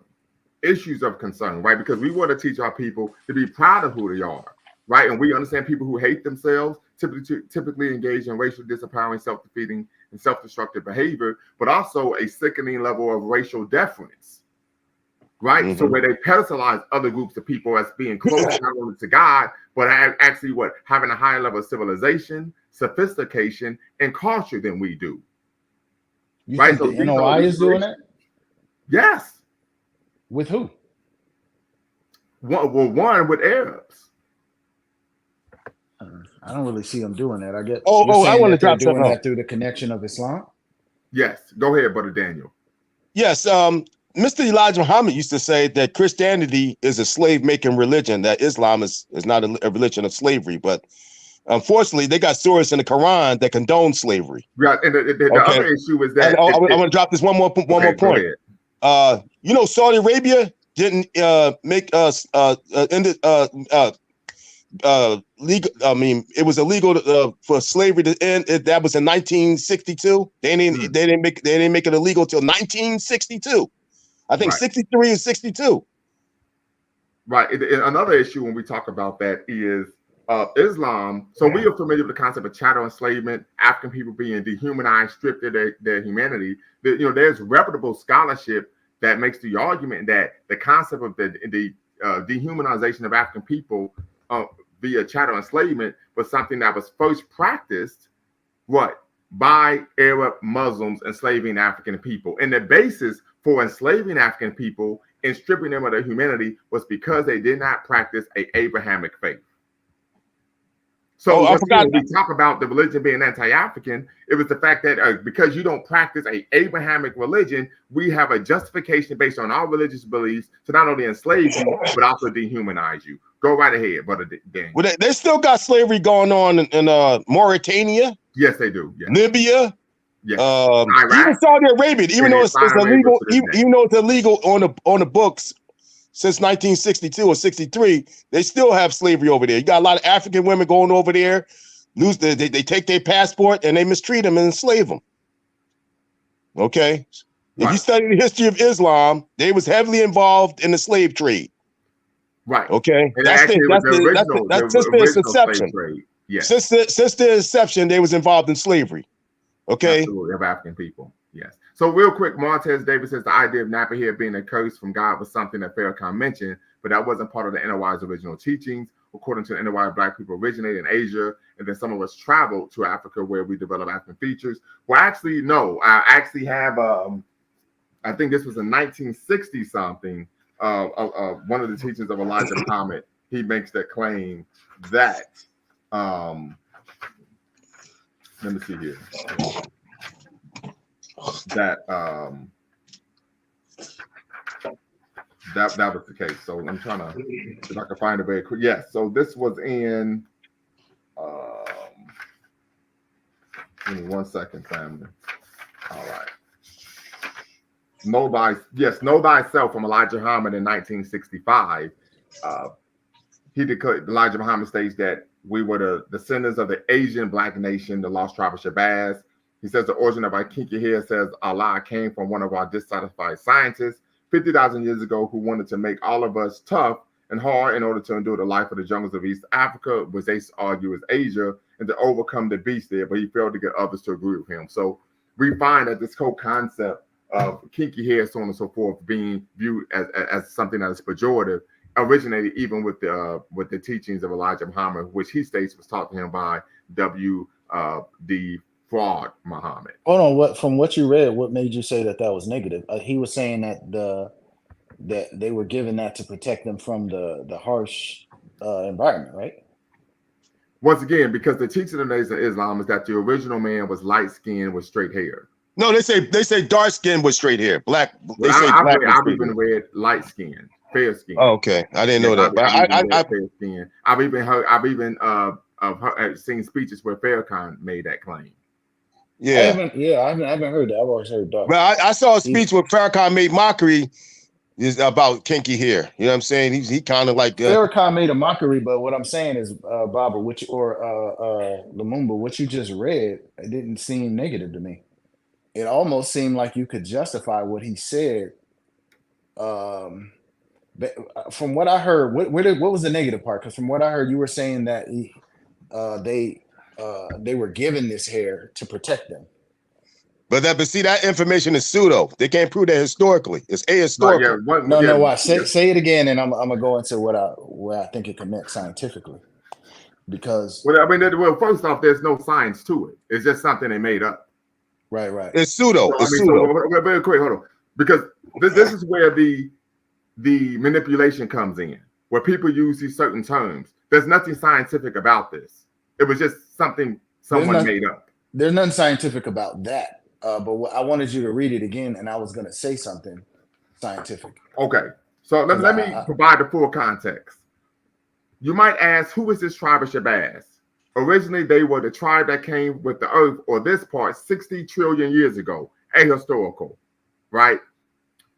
When a great explosion on our planet divided it into two parts, one we call Earth, the other the moon. This was done by one of our scientists, God, who wanted the people to speak one language, one dialect for all, but was unable to bring this about. He decided to kill us by destroying our planet, but still he failed. We were lucky to be on this part, Earth, which did not lose its water in the mighty blasting away of the part called Moon. We, the tribe of Shabazz, says Allah God, were the first to discover the best part of our planet to live on, the rich Nile Valley of Egypt and the presidency of the holy city Mecca, Arabia. All right, the origin of our kinky hair, says Allah, came from one of our dissatisfied scientists 50,000 years ago who wanted to make all of us tough and hard in order to endure the life of the jungles of East Africa, Asia is in parentheses, and to overcome the beast there, but he failed to get others to agree with him. He took his family and moved into the jungle to prove to us that we could live there and conquer the wild beasts, and we have. So being the first and smartest scientist on the deportation of our moon and the one who suffered most of all, Allah God has decided to place us on the top with a thorough knowledge of self and his guidance. Yeah, I don't think that's negative. Well, I mean, I agree that Farrakhan did say something negative, though. It's negative when you put it in the context of all of the teachings. Well, just specifically the hair part, though, I wouldn't say. But Farrakhan did say that, so I'll give you guys that. Right. Oh, and then another thing. The claim that well, the individual real quick, made, let me ask this question. And this question could even go to you, Brother Aaron Muhammad. For some reason, you don't want to be part of the live, but that's quite all right. Snapshot Reviews asked the question, what comes first for you, Islam or being African? So that's a question for Aaron Muhammad and any other member of the Nation of Islam or former member of the Nation of Islam. What comes first? What comes first, being African or being Muslim?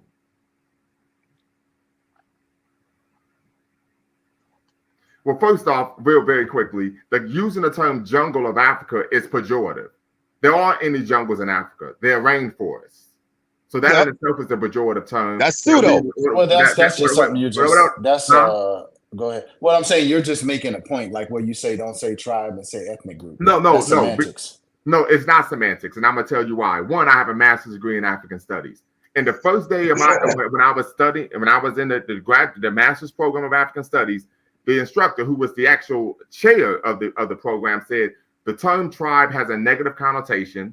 It promotes a concept of being primitive, of being uncivilized, and this was something that was created by European colonizers. The concept jungle does the same. It is primitive. It promotes a concept of being lacking civilization. It was something that was created by European colonizers. So it is not semantics. And can I say something? It's not negative to have rainforests because they got rainforests in South and Americas. They got it all throughout the world. Yeah. So Africa's not the only one that have that. There's a reason for that. This is not semantics. No. This is what I'm saying is that words have two definitions, right? They have what they connote and what they denote. What they denote is pretty much fixed, right? It describes what the word means, but then through time and through human culture, they gain a fluid connotation, right? So the word welfare, when they created it, had a positive connotation. We're trying to help people, but 40 years later, when they to put out propaganda of welfare being lazy people who are just trying to take and suck up money, the connotation of the word changed. But welfare's denotation that's not the case here. That's not the case. That's the case. Like they could start immediate. What I'm saying is, how is it not semantics? That's all I'm saying. Once again, and I would explain, these terms were created and used to demonize and justify the exploitation and the dehumanization and colonization of African people. That is the reality. Once again, and I'm gonna have to flex. I have a master's degree in African studies. I went to college and I learned these things from reputable scholars in the field. So I'm not going to play games here. On my platform, I don't allow that type of language to be used. Period. I don't give a damn what reason a person gives. It's not allowed on my platform.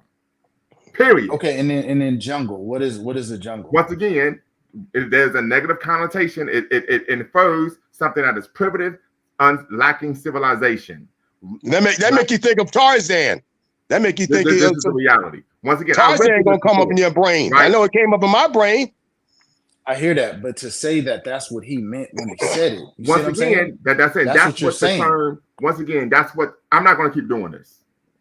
If I have to keep doing this, I'm going to have to bid you a good night, Brother Mufasa. I'm not going to keep doing this. I mean, bro, just because I disagree with you, bro, like you don't have to this is another. You can't say a man born in the 1920s because what he said when he meant the word is not what your teacher taught you in the 2000s. That ain't right.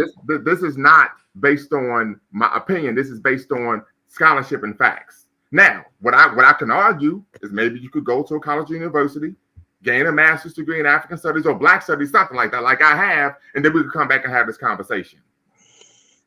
Okay, but what does that have to do? Once again, we're not talking about as history, I stated before, because we keep literature, words. We're not. I'm not going to keep doing this. What we'll do? So, let's don't do it. Move on, bro. All right, I'll tell you what. That's what we're going to have to do. So, when did the minister make this mockery? Right, it was 1965. That's the at the Final Call building. It was at the Final Call building. And what are you using to disprove the work of that scientist? There was no scientist. Once again, this is ahistorical. But once again, the concept of jungle of Africa, once again, is something that is pejorative, something that infers something that is negative, lacking civilization, cultivation, so on and so forth, right? So we see, once again, a nation promoting these negative views of Africa, right? The fact that in being in Africa, you have to be tough and conquer the wild and so on and so forth is something that what Europeans and Arabs propagated in their propaganda and their, of course, teaching. So something, of course, to be cognizant of. Can I say something? I heard a tape from Minister Farrakhan in the 70s when he was making mockery of people having afros. He called it a mop. Okay. Yeah. I remember hearing that tape when he made mockery of people wearing afros and calling them a mop ringer, calling it a mop, making mockery of people wearing their natural hair. I remember, I heard that tape. It's out there. So, okay. Real quick, Martez Davis says, keep your cool. I know Brother Mufasa. I think he's a cool brother, but he does this a lot. Oftentimes, he simply plays devil advocate just for the sake of playing devil's advocate. I'm not into that, right? We're here to have a constructive conversation that's fact-based, right? I mean, that would be the same as a woman saying, hey, calling me a B is something that's negative, and say, well, for some people, we're not going to play those type of games. I don't play those type of games, right? No, it wasn't because he disagreed with me. It's because he is railing against something that is factual. Once again,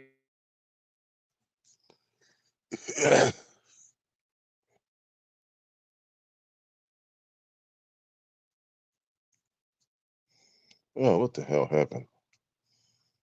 You're frozen, Nulumba. You're frozen. Yeah.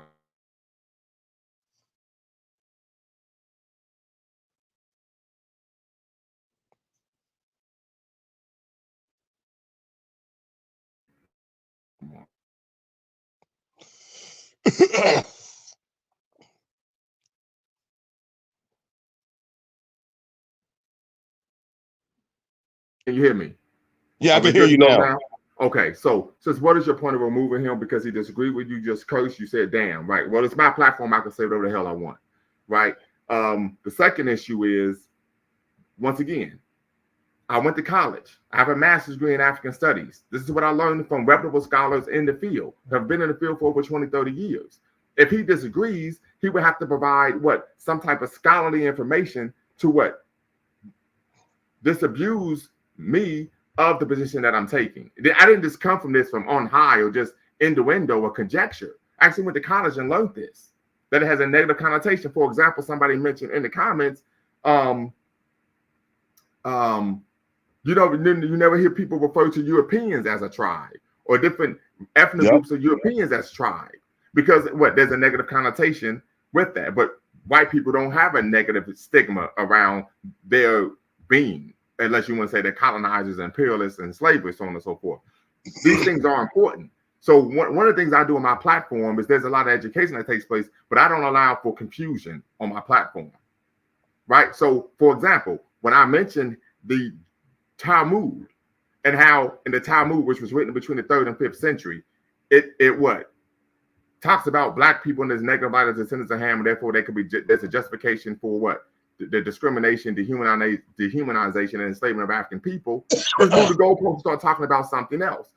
I don't engage in confusion or those type of pivots. We're going to stay on task, right? We're going to stay on task.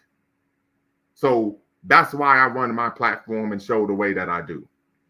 I don't play those type of games. It's just the reality of the situation. Now this is a good retort, and I want you to respond to this, brother Daniel. And Muhammad says the final call building didn't exist in 1965. I'm not talking about 65. I'm talking about in the I think the late 70s or early 80s when he was speaking at the final call building, making mockery about the pinky woolly hair. Farrakhan. I'm talking about Farrakhan. Okay, Minister Farrakhan. And I heard a tape from the 70s where Minister Farrakhan made mockery of people wearing afros, saying that it's a mop. I mean, make a mockery of them. And we know that African people wearing black people in America, African people in America, also known as African Americans wearing afros, is a way of us reconnecting with our African cultural roots. So understood there, brother Martin. Not only that, the ancient Egyptians had afros. They got statues of some of the ancient Egyptians wearing afros. Yes, I've seen that. I know I'm familiar with him. Also, it gets annoying. This allowed disagree respectfully. Understood.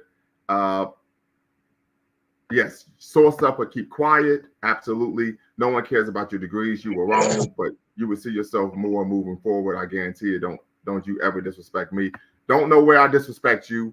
Once again, I think this is one of the issues that we have in our community, particularly in so-called conscious environments where there's a lack of respect for people who have formal education. Right? I don't know why that's the case, but yeah. But yeah, futile back and forth. Right, he couldn't disprove what you said, and he felt, it's just absolutely ridiculous. Yeah, but once again, these are some of the issues that kind of gets into these futile back and forths, and what about this and what about that? I don't do the whataboutism. We find this. I remember I had my students watch a clip, a couple clips of was it it's a guy, he's a Republican, he was running for president, black guy. But he was on the Breakfast Club, and he was making claims that were false. But because people in the Breakfast Club aren't scholars, they aren't intellectuals, they're entertainers, they couldn't provide retorts. And so they kept saying, well, what about this or what about that? Rather than trying to address the issue that he was actually speaking about. So that is a problem. Brother Aaron Muhammad says, I'm asking you to provide facts from your scholarship, brother, to provide facts that disprove the words of Elijah Muhammad. Saying that the scientists did not exist is not enough. Well, I mean, he doesn't provide any scholarship to substantiate that scientists did exist. That means there is no scholarship to, I mean, and what you're asking for, you're asking someone to provide evidence of something that never existed. Right? That is the reality. It was another pseudo claim by Mr. Elijah Muhammad. And when I had the tape, I used to have the tape, that when he spoke on the theology time, that Jesus went to a university called El-Azhar in Egypt. Okay. He actually said that Jesus went to El-Azhar in Egypt. No, Mr. Elijah Muhammad said this in the theology of time. El-Azhar did not exist back then. El-Azhar didn't even exist when Muhammad was around. They came after Muhammad. That's when the Arabs invaded, when the Arabs took over Egypt. That's when the university came about. Understood. Okay. That you can get the theology of time. Don't take my word for it. Look when he talk about El-Azhar. He said Jesus went to the University of El-Azhar. Okay.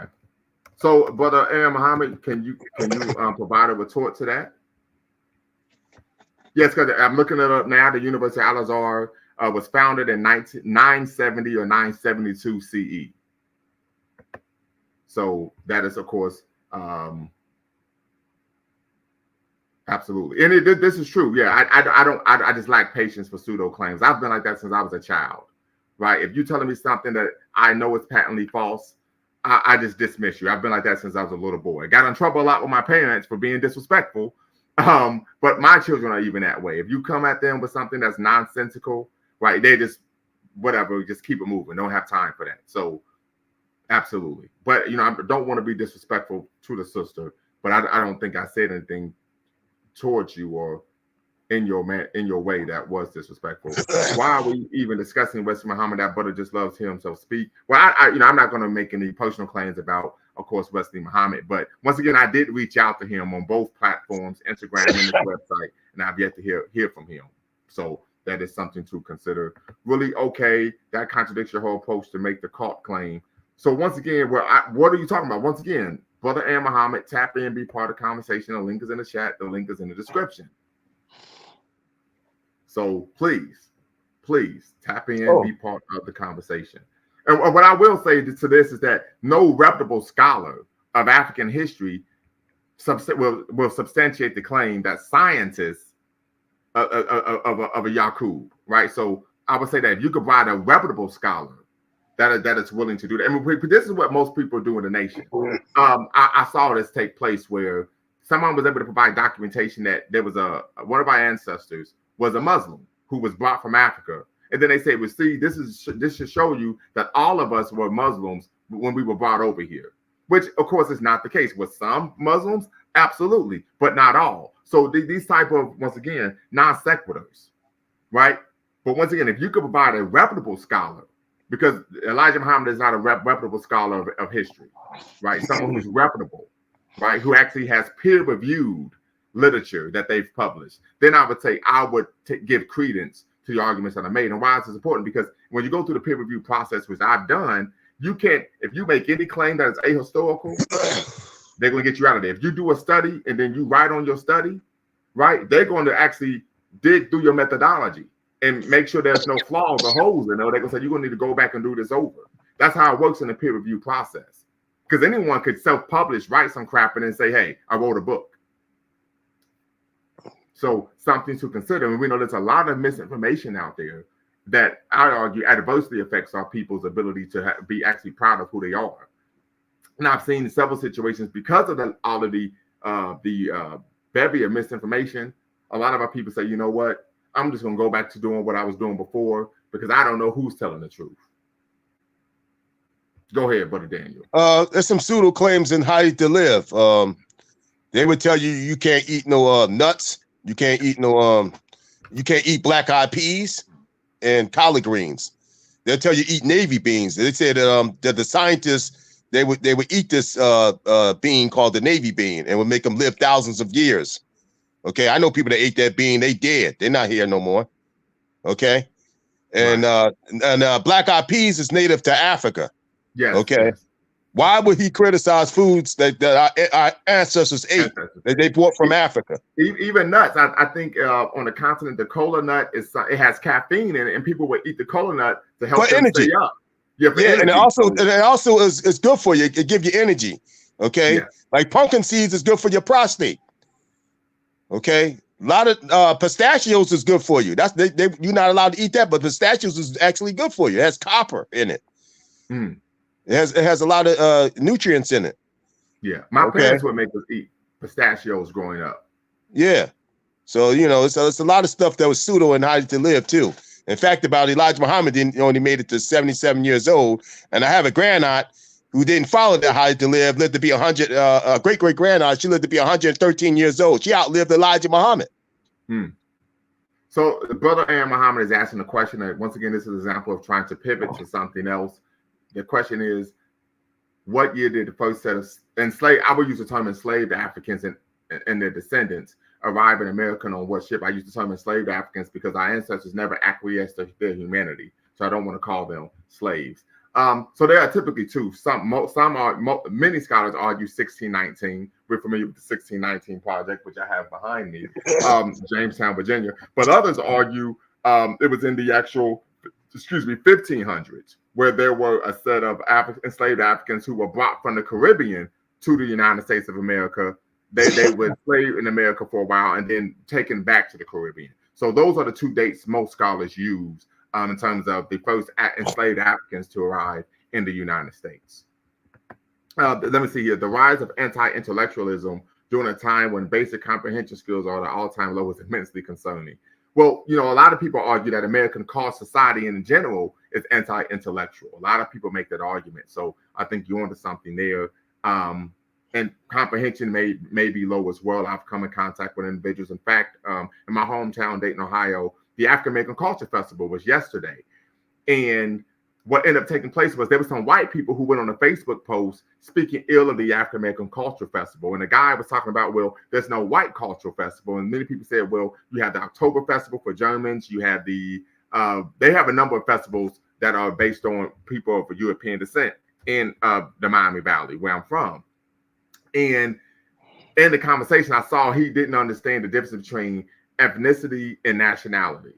Right. So when you talk about comprehension skills, Brother John Jackson, I think you're absolutely on point. So these are issues that unfortunately that we come across.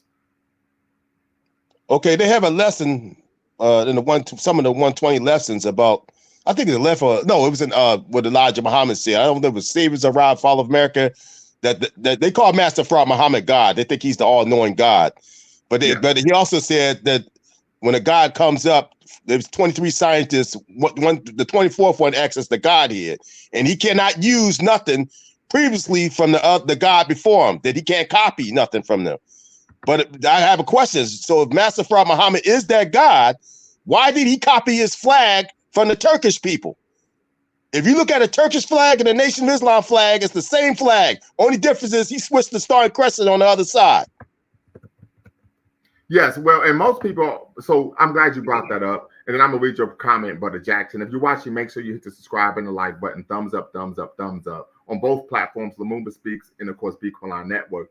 One of the things that we find, and most people are unaware of this, we talk about knowing the history of a religion, is that the Star and Crescent was something that the Ottoman Empire made the symbol of Islam. It wasn't originally considered part of the symbol of Islam. That's something the Ottoman Empire, now known as the nation state of Turkey, brought to, of course, Islam. Some scholars argue that, of course, the nation of Islam was based on the motto of Marcus Garvey's UNIA, and that they took out the Pan-Africanism and implemented, of course, the religion of Islam. So John Jackson states that at Daniel Omawale, he's giving you a shout out, brother. Thank you, John Jackson. Thank you.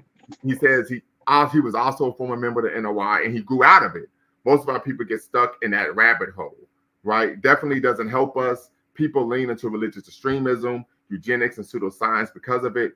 Racial capitalism and the state of an arm of violence against Black people plays a part as well. So, and these are real issues because, once again, it's easier to believe than it is to think, right? And I talk about that all the time. So what we want to do is we want to promote people who are critical thinkers. But one thing, and I say this at the beginning of my show, one thing I don't allow is people to provide misinformation, right? I don't allow that on my platform. Go right ahead. The Nation makes a claim. I'm going to allow you to tap in, but you've been waiting patiently. Okay, the Nation makes the claim that I call him the Honorable Malcolm X or Al-Mawali. They make the claim that he was a hypocrite and an enemy to the Nation of Islam. Because the Nation of Islam believe their definition of a hypocrite is one who believes and then disbelieves. That's their definition of a hypocrite, but that's not what the Quran says. Okay, a hypocrite is somebody who's faking they believe and don't believe. That's a hypocrite. Right. Okay, Malcolm was nobody's hypocrite because he got offered money to sell out and he didn't. The FBI offered him money and he turned him down. They did, and he had integrity. I will say this: in Abrahamic faiths, apostasy is seen as something that is extremely unbecoming to want. Yeah, it is, and then to be a disbeliever. So yeah, but what I'm saying is that he was wrongfully labeled an enemy and a hypocrite. Yes. Okay, he was not that because that man was true to the game. He didn't sell out.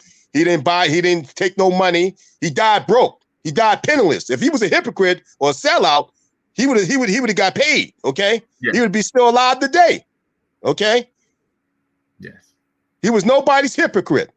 When he was in the Nation of Islam, when he used to speak at them college universities, he used to get honorarium money. That's what he used to do with the honorarium money. He used to give it all to the nation. Muhammad. Yeah, he was giving it to Elijah Muhammad. Yeah. This man was dedicated. He was true. Okay. He was nobody's hypocrite. He was not a hypocrite. he also was a person that was seeking information. He always was like that. Yes, he was extremely. Yeah, he was very extremely intellectually curious. So I'm gonna read this comment from John Jackson in Snapshot Reviews. I'm gonna let you tap in. The Nation of Islam's excuse for everything is X was an agent. No agent forced Elijah to impregnate 6 of his secretaries. No agent forced Farrakhan to create a bizarre narrative about polygamy. Yes, so that's one of the issues as well. A lot of people promote, well, Farrakhan, they were his wives, not the case in Muhammad Speaks, which was, of course, a literary organ of the Nation of Islam during the time of Elijah Muhammad. They stated that those women were prostitutes. Yes, it does. That was in Muhammad Speaks. That was in the Muhammad Speaks. Right. And I read that out of Muhammad Speaks on microfilm. I used to go to the library and I used to read Muhammad Speaks on microfilm. And so one of the issues we find here is, unfortunately, we talk about that concept of whatever the leader says, you believe, even though there's evidence to the contrary. So Warrior King, you said how, no agent forced Farrakhan to boast about the assassination of Malcolm X. Very true. But what are you referring to by how? And Snapshot Reviews, go right ahead. Okay. Evening, gentlemen, Lamumba and Daniel. Good evening. Good evening. I've missed quite a lot of this conversation because I already tapped in the last 15 minutes, so I hope I don't take it too far back. But I just thought I'd just bring in a perspective from the UK because we've got Nation of Islam out here, and I don't know I don't know now. I used to see them quite a lot in the 90s, like late 80s. They used to be quite prevalent, like in the 90s. But in 2024, I don't know what they do, what they stand for, what their mission is, or anything. When I do see a few of them, it's a lot of like people from like the baby boomer generation or like Gen X and stuff. But there's no young people over here joining in an abundance, seem to be joining them. And I'm just wondering, over in America, like, what is it like? Do they still have members of all ages? And what is the mission statement?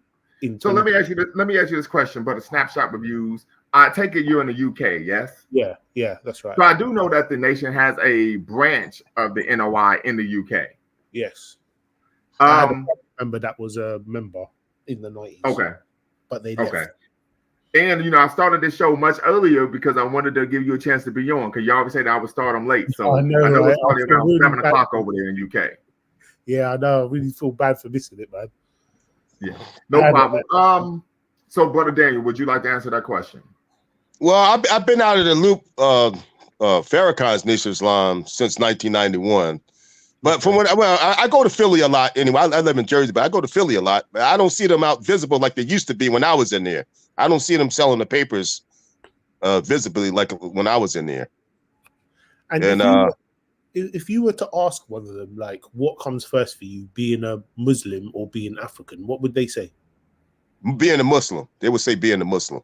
Right. So they don't even like the word. They don't even like the word African. They said that it was named after a Roman general, Scipio Africanus. That's what they say. Well, this question once again, Brother Aaron Muhammad, I answered your question, but you didn't answer mine. What is more important? What comes first, being Muslim or being African? Can you please answer that question? What comes first, being Muslim or being African? And be honest. Give us the honest answer, because I know the answer, because I was in there. You see, the answer to that question determines whether or not, as Pan-Africanists, we can align with them. Right. Really.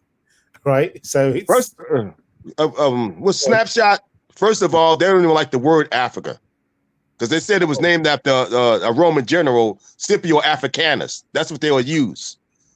Okay.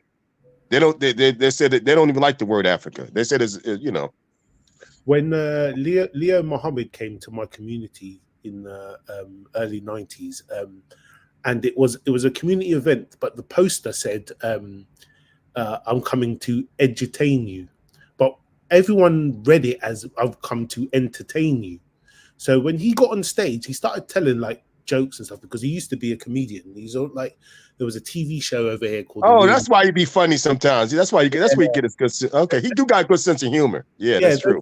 If you can look it up, there's a TV show we used to have on here called The Real McCoy, and it used to have like comedy sketches with a lot of Caribbean people and stuff and things like that. So anyway, he came down and he was like telling jokes, and the crowd was very entertained. And then he switched it to the Nation of Islam doctrine. And at the time, from what I can remember, I must have been about 10 years old at the time, so I can't quite remember all of it, but it started to go down this whole path of like, don't be dating white women and all this kind of stuff, and like really preaching the doctrine. And then there were some guys in the crowd that were there with their white girlfriends. I remember some older heads and that, and they got quite angry and embarrassed and that, and the whole night just turned into a very hostile environment where his security literally just had to be all around him and stuff. And then I would see him every now and then, like if there was a young guy over here called Stephen Lawrence that got murdered by some, and the nation showed up at the court hearings and all that kind of stuff as a real like sort of show of force and that. But then after that, I just never used to really see them. And whenever I do see them, like I say, it's always older people that are around them. It's not really any youth or any young people. So I'm just wondering over here, because my family member left because they were saying that, they were living contradictory lives to what they were preaching. So it wasn't really going to last. Just wondering. It's the same thing. It's the same thing in the States. I don't see a lot of young people. There's a few young people that go over there, but the majority of people ain't thinking about that. Yeah, that's what I thought. Yeah, it's the same thing over here. Yeah. So I'm wondering if it has any longevity then. So very quickly, brother Amhop. So Sister Sheila Royster, I would presume that maybe you are in the nation or a Muslim. So the question is to you as well: what comes first, being Muslim or being African? And of course, the sister says a seed is not a nut. So the pumpkin seed is not a nut. I will agree with that. So yeah, I agree with that too. But they say you can't eat peanuts, you can't have pistachios, you can't eat what's that? They're supposed to be good for you. All them nuts, walnuts. Oh man, what's the other nut? I think it has a Spanish name. Yeah, you can't eat none of that stuff. Gotcha. So once again, sister, you could tap in and be part of the conversation. The link is in the description. I'm gonna put the link in the chat once again. I want to know what comes first, being Muslim or being African. And matter of fact, that will be the overall question for part 3. We'll do a part 3 next Sunday. And of course, that will be the question: what comes first, being Muslim or being African? Many would argue that, hey, you're making these claims you haven't read the works or the writings of the Honorable Elijah Muhammad, which I have. But the issue, once again, is many of the teachings are anti-African, right? And of course, rooted in pseudo history. So once again, the question is out there: what comes first, being Muslim or being African? I actually wrote an article, a paper, when I was a graduate student, and it was titled "All Praise Due to Allah" with a question mark. And I talked about how when Muhammad Ali won the heavyweight championship, he was at the time known as Cassius Clay, and he defeated Sonny Liston, shocked the world to become the heavyweight champion of the world. And Malcolm X was asked, well, how did Cassius Clay win? And he said it was due to his faith in being Muslim. It wasn't because he was African. It wasn't because he tapped into his African cultural or historical roots. It was because he was Muslim. So I talked about in that paper why and how that was problematic. Well, do you think that part of this is because, or part of the allure of joining is that having a tangible like that as a result? So if you've got like a population of men who are, let's say, they're down on their luck, or they're really in a really bad place, but then you've got this organization that has a track record of actually turning around some of these guys' lives for the positive, before it gets down the whole cult angle. Do you think just by being able to prove that as a tangible result gives them some sort of credibility or some sort of... Well, I would argue on a surface level there is an appearance, but we talked about this on part 1, that the rank and file of the organization are exploited financially by the higher ups. That is a reality, right? There's a great book on it by Boboot El Heel. He was a former high-ranking member of the Nation of Islam. He wrote a book entitled "Inside the Nation of Islam," where he talked about that in the nation, and I'm gonna grab the book very quickly, and I will show you all that the rank and file, right, inside the Nation of Islam, a historical and personal testimony by a Black Muslim, that the rank and file of the organization actually are financially exploited by the organization. They don't actually benefit or do better financially. In fact, he even argued that there was a time in the 1980s where there was an expectation that members would give 60% of their income, even though most members of the organization are financially living under the poverty line, poverty level. But they would still have to give 60% of their. This is what he states in his book. Do you think that's still true today? Yes, I don't know if that's still true today. Well, no, it is. Can I touch on that? I have a brother. Very quickly, I'm gonna read this section. This is from page 92. He states that the economic problems created by the Nation of Islam greatly affected the stability of Muslim families.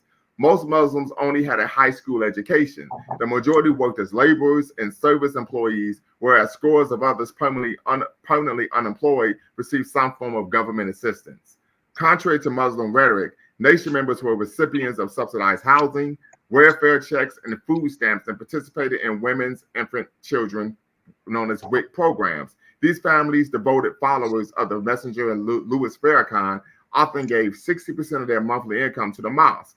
As a result, family members often went without proper medical care, nourishment, and amenities that an average American family expected. To compensate for lack of funds, family members often hustled to make ends meet. For example, women sold baked goods, handmade clothing, or babysitting services for extra income. The men used their personal automobiles as taxis, but on occasion, desperate members used illegal means to compensate for monies lost to the nation. In cities like New York, Philadelphia, Atlanta, Columbus, Cincinnati, Chicago, and Los Angeles, stories of insurance fraud were common. Members would claim that their car had been stolen and destroyed. Credit card scams and even illegal NOI drug busts were also frequent. But perhaps even more troubling was the level of sophistication that characterized criminal financial practices at the highest levels of NOI leadership. So this is page 90. Can I touch on that a little bit? Go right ahead. When I first came in, I mean, my captain at the time and certain officials, they was under so much financial pressure, they started engaging in illegal activity. And in fact, Farrakhan had closed the mosque down because of that activity. They was involved in shaking down drug dealers and selling drugs. So I experienced a lot of that stuff. So that stuff is true.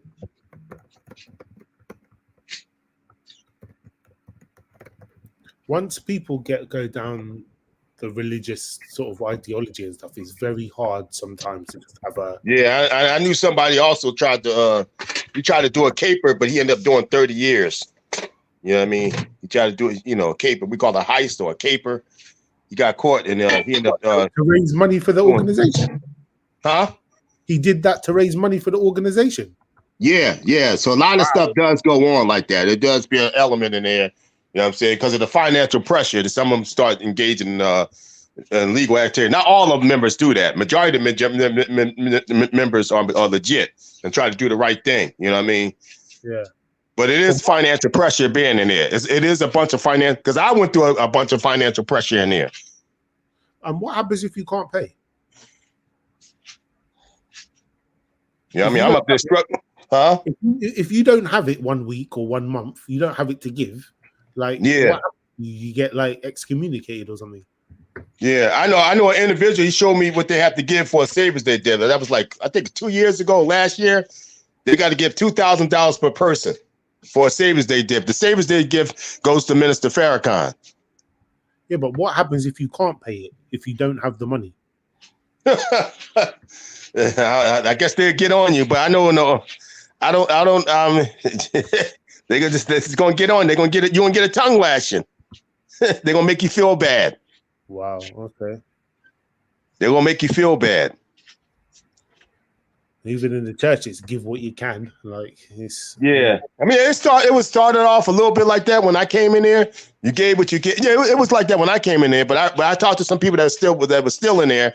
They have to give $2,000 per person for a Savings Day gift for Minister Farrakhan every Savings Day. They got to give that up. Wow. Yeah, and I heard they got to give 60% of their income now, like what the brother said. But it wasn't like that when I came in there. You gave what you gave, but it still was financial pressure. It still put you through a financial pressure. And who do you think might take over after Farrakhan? I don't know. They're supposed to have a council. You know what I'm saying? There's supposed to be a council, of all officials. They're supposed to run it like a council.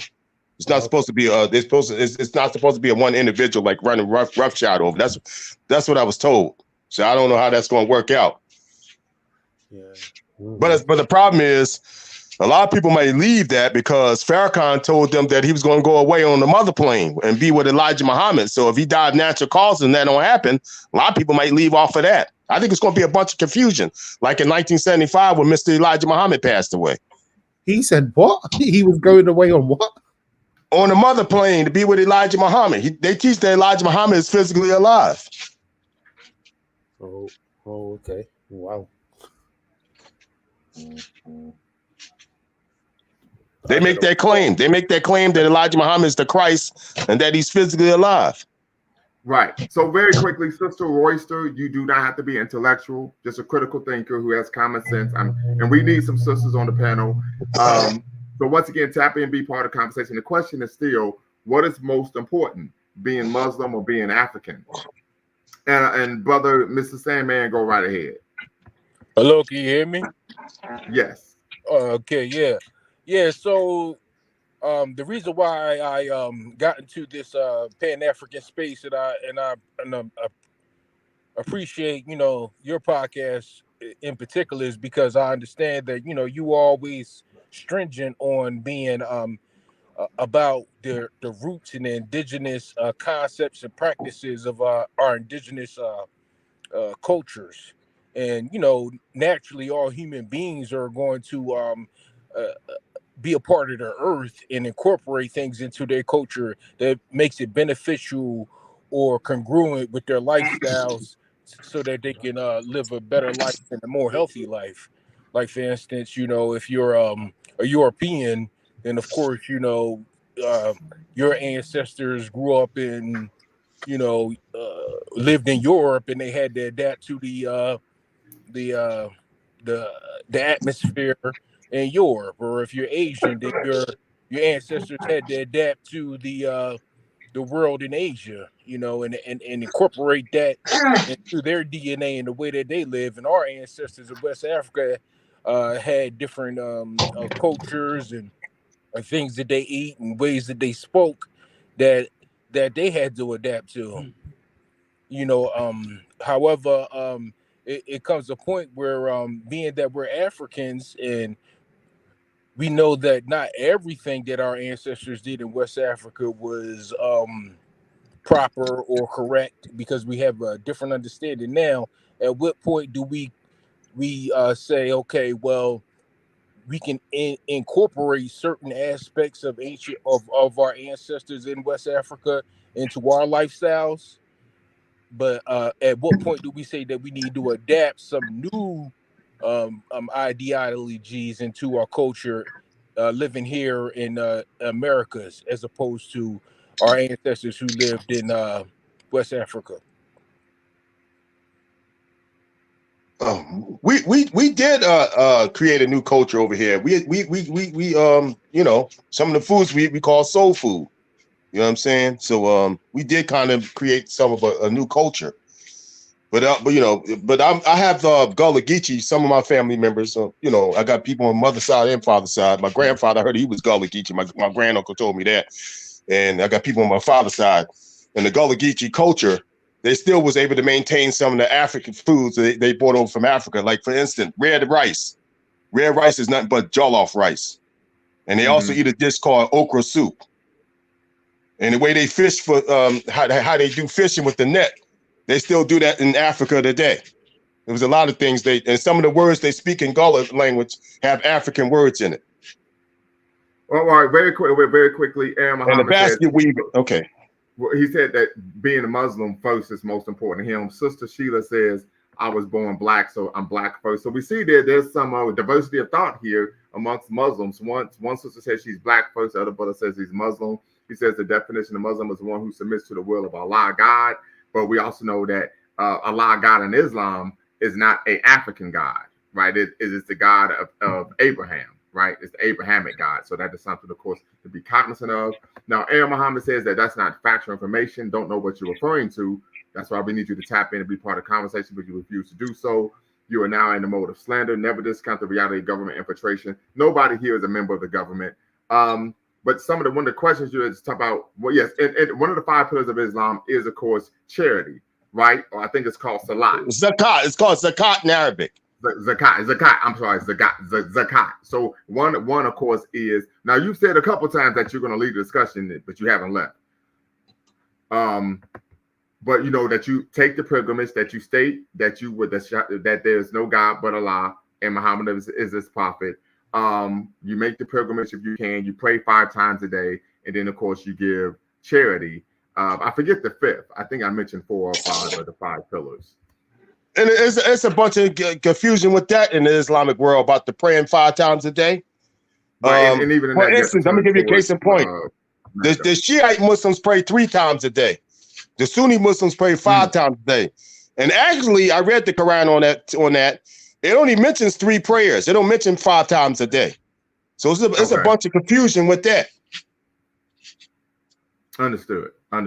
So yeah, I think the third and final part of this would be what comes first, being Muslim or being African, right? So that we'll do that next Sunday, right? And we could do a deeper dive into some of the NOI literature and teachings to try to, of course, unpack that. But once again, Brother Aaron Muhammad, I told you several times you were able to tap in and be part of the conversation. It just have to make sure that you engage in the factual information. So inside the Nation of Islam Culture Community family, if you're watching, appreciate everyone who's tapped in. Make sure you hit the subscribe and like button. Thumbs up. If you're watching a dual stream with LumumbaSpeaks.com or Black Empowerment Initiative, where we believe we could gain a competitive advantage by always betting on Black. And of course, Beacon Network, Pan-African social media extraordinaire, and the home of African-centered news and information. Make sure you subscribe and like on both platforms, Lumumba Speaks on YouTube and Beacon Network on YouTube. We believe this is a platform that needs to have more subscribers, more followers, and more engagement here in the Black YouTube streets. But Mr. Sandman, go right ahead. Yeah, I lost connection there. Sorry about that. No, it's quite all right. Yeah, what I was getting at is I believe, that what the Nation of Islam was attempting to do was to incorporate some of our indigenous culture into like the African American culture to create like a whole new ideology and a way of life that might be indicative of the situation that we were going through here in the United States. So whether or not you believe that the doctrine of Abrahamic religions are completely true, like Christianity or Catholicism, things of that nature, those doctrines were created to benefit, the practitioners of that religion, So maybe it was some lies in there, but if you can manipulate the mind of the people and get them to believe in a certain ideology, you could get them to acquiesce and start to act in a certain fashion that you believe will be beneficial for the culture in its entirety. So maybe Well, if I could push back. A lot of people make that argument, but the issue is that when you actually read the religious text puts forth a anti-African ideology and theological approach. So in order for someone to take something that is anti-African and try to make it beneficial for African people, they would have to engage in a level of intellectual subterfuge where they're being disingenuous about what the text actually states, or they have to be either ignorant of what the text actually states and then move forward, right, out of ignorance. Because like we stated before, and we went over this earlier in the show, and I don't know if you were on the live at that time, but Abrahamic religions in general have a long and virulent history of anti-Blackness dating back to the 3rd century with the Jewish Talmud, which was written between the 3rd and 5th century. So it's not like this, like we're making our own, coming to our own conclusions. This is written in black and white and has existed for nearly 2,000 years. Yeah, I completely understand that. And what I'm saying is, like, take for instance, right, the Old Testament, that's a Jewish text, right? Well, the New Testament is a Christian text that was designed for the benefit of Europeans.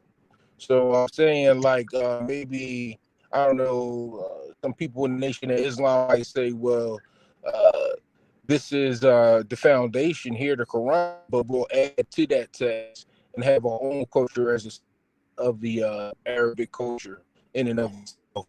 So even in the You're Old breaking up a Testament, little bit they on us, said brother. people that aren't Jews or what do you call those people? They call them Yeah. non-Jews. What do they Well, call them? so let me say this. And we Goyim. talk People They about use that the word goyim yeah, they use the word goyim in the Talmud. They call the non-Jews goyim. so let me Goyim. say this. Okay. You talked about the New Testament, right? In the New Testament, in Matthew chapter 5, verse 17, Jesus says, I came not to do away with the old laws, but to fulfill them. Right? So, like I Right. said, Yeah. any time that African people are seeking anti-African solutions for African problems, it's going to create problems. It's going to create a problem culturally, psychologically.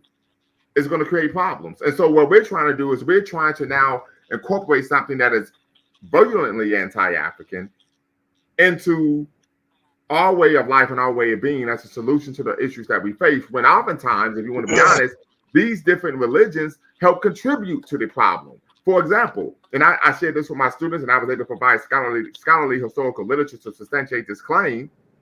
Let me turn my camera on.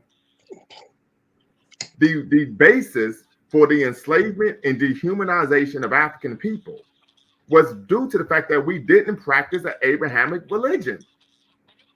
So when you're trying to use something that was the source of the problem, now it's a solution to the problem. For example, there's a sister that I'm familiar with Facebook friends. She is in seminary at Yale University right now, and she put up a post where she was talking about how can Christianity play a role in humanizing and accepting members of the LGBTQ community. And I talked about it with a brother. He said, "But that doesn't make sense because Christianity's position regarding homosexuality is extremely negative. So you're trying to use something to humanize the people that actually was one of the progenitors of dehumanizing the people, right? It's nonsensical." I want to give another case in point.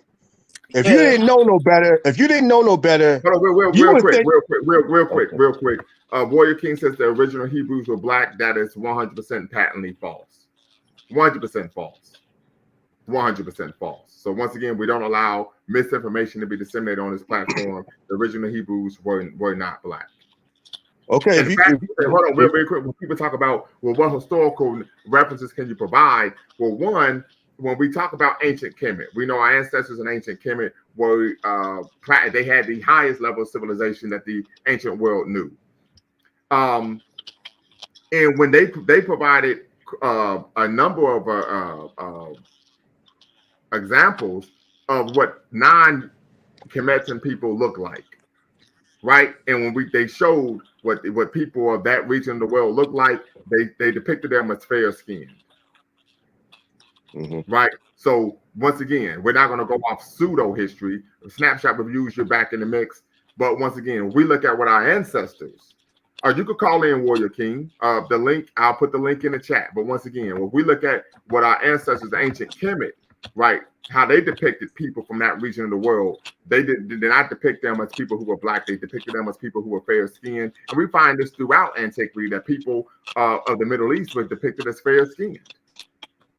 But once again, one of the reasons why people seek to try to claim that the original Hebrews are black, which really is nonsensical, because if you read the story of Jewish people in the Bible, I don't know why someone would want to identify with that, because I mean it's rife with incest, pedophilia, all types of crazy stuff.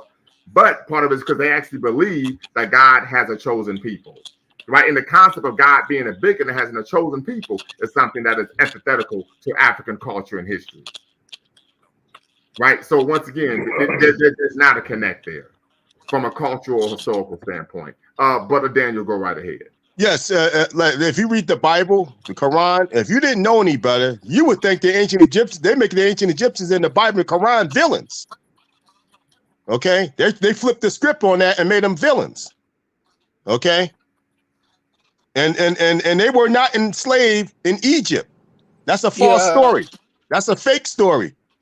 Okay, the ancient Egyptians, ancient Kemites never enslaved no Jews in Egypt, or God's chosen people in Egypt. That's a myth. Yes, it is a myth. Yes. Well, we know that once again, we all talk about civilizations.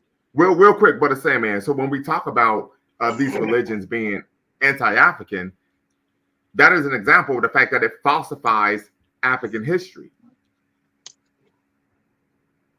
Yes, that's true, and I understand everything that you're saying about the facts and the truths about things. But one thing that we know about, this world is to create a civilization, you need a rule of law, and without the rule of law normally acquiesces itself from the roots of some particular religion. Well, So if actually, you no. don't have that religion, Let me push back. No. For example, the oldest criminal justice text or set of criminal justice laws that we find in human history is the Code of Hammurabi. And that was independent of a religious influence. Secondly, religion is actually created as an outgrowth of the culture that created it. Religion didn't come first and then culture. If you study culture anthropology, what you find is that there was a culture, and then the culture helped create the religion. So it's actually the opposite.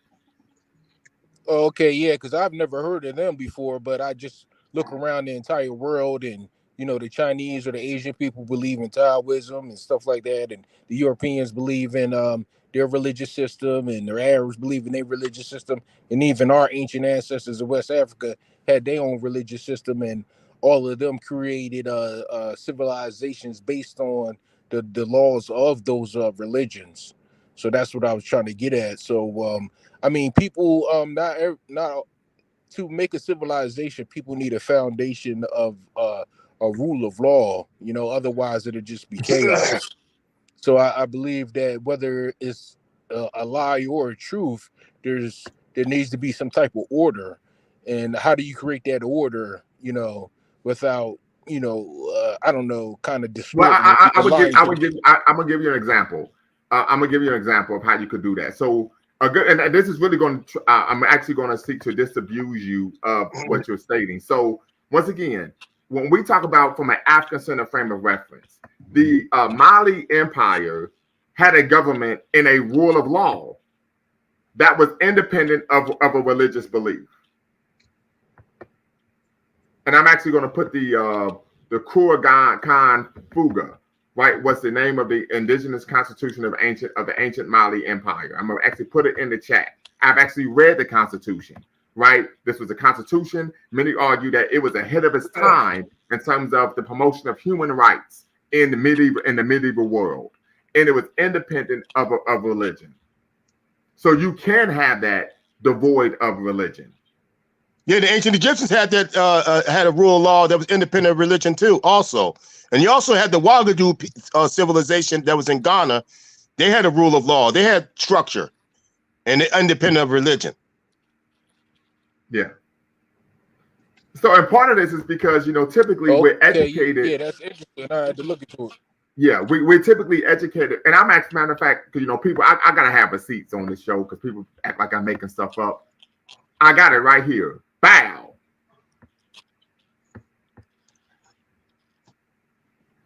Article 1 all the way through Article. What text is this, remember? 44. This is the ancient indigenous constitution of the Mali Empire. Where do you find stuff like this? Well, I mean, so brother Dwayne Omawale is a resident historian here at Lumumba Speaks and Be Quiet Network. He is a Pan-Africanist historian and scholar. He's written over 28 books on the history of African people on the continent, the Caribbean, and in North America. Also, you find it in the Epic of Sanjata, which is the story of the Lion King, which is where Disney ripped that story off for its, of course, masterpiece movie. And I've read the Epic of Sanjata when I was an undergraduate in the African American Studies program at Wright State University. Wow, even we got to do a project around trying to make some of this stuff a lot more accessible to our people, because I wouldn't have known of anything like this and stuff. And I think that would be a real push towards trying to just focus our minds a bit more on what is the truth and what is more important. but it's just finding out about stuff like this and stuff. We got to try and work out something, even if it's a website or something with links to things, something tangible that just allows people to access this stuff. But let me just ask you a quick question. Why does it feel like every other ethnic group in the world can have their own religion, their own indigenous religion, and it be accepted by every other group around the world and respected?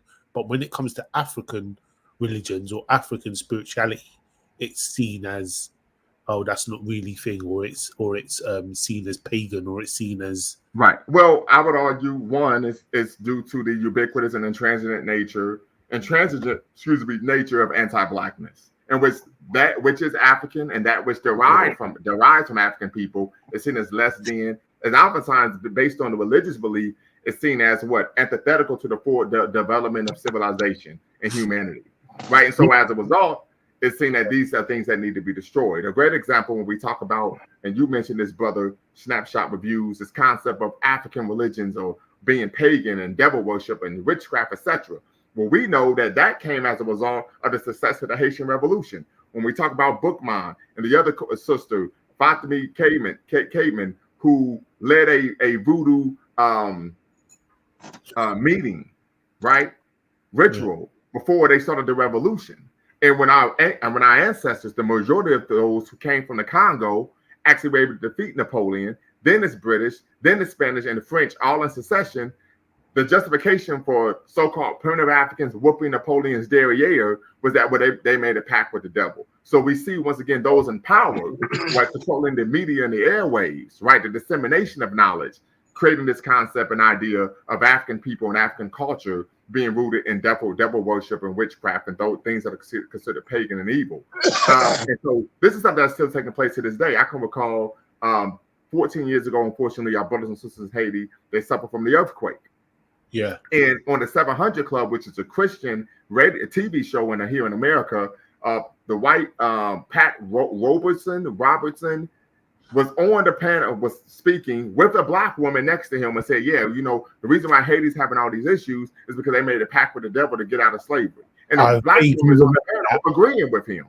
I vaguely remember that, actually. Yes, I do remember that. But once again, also part of that is due to what? Not actually understanding the history of Haiti and why Haiti is in the position that it's in, due to what? Disaster, capitalism, and gunboat diplomacy in America playing a particular role in destabilizing the country so that they could control the country's economy.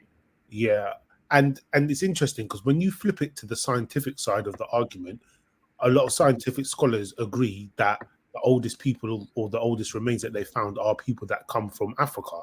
So they can't deny that everyone is source in Africa, yet on the religious spectrum, they want to demonize anything spiritual that comes out of it, as you've just greatly laid it out, because of a succession of defeats at the hands of Africans. It's, I don't know, man. This whole white supremacy. That's another like a Nigeria. You got the organization called Boko Haram. Not only did they kill Christians, they kill people who practice traditional African spiritual belief. So it's not just it's not just a white supremacy thing. That's why I argue it's anti-blackness, right? Because this has been going on long before white people were in a position of hegemony globally. Mm-hmm. Right. So let me play this clip. Fair use, families, put that out there. Fair use. Something happened a long time ago in Haiti, and people might not want to talk about it. They were under the heel of the French, Napoleon III and whatever. And they got together, devil.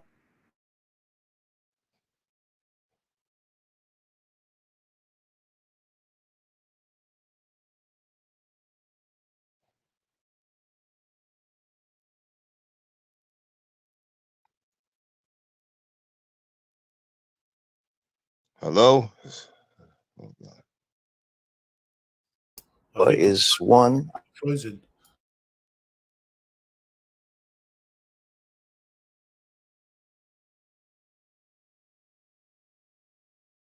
Full of resorts, etc. Haiti is in desperate poverty. Same islands. Sure. they need to have, and we need to pray for them, a great turning to God. And out of this tragedy, I'm optimistic something good may come. Hey, the woman, can you find that clip of? I wish you could play that clip with Farrakhan talking about that kinky hair and he was making mockery. I want to know if you could find that clip. Okay.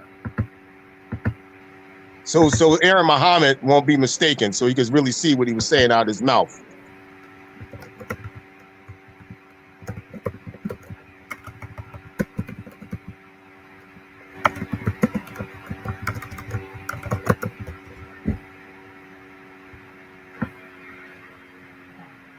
Yeah, I don't think I'm gonna be able to find it, but I mean, I even had the clip of Farrakhan claiming that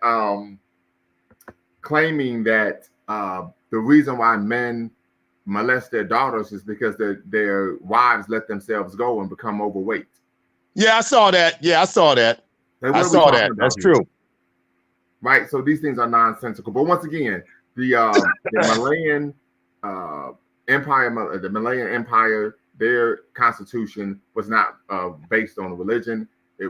So that would be an example of the fact that you can have laws in a society and actually focus on human rights. And I remember one of the actual articles talked about that you can't do ill to women. You can't harm women. Yeah, Article 14, never offend women or mothers. Never beat a married woman before her husband has tried to correct the problem. Women, apart from their everyday occupation, should be associated with all our managements, right? So these are things that, of course, that is in intrepid contravention of the position of Abrahamic religions. Now, if you take the Constitution of the United States, the people who started that Constitution, a lot of them were not Christians. Okay, that's true. That's independent of the biblical. That's independent of religion. The Constitution of the United States itself is independent of religion. Correct.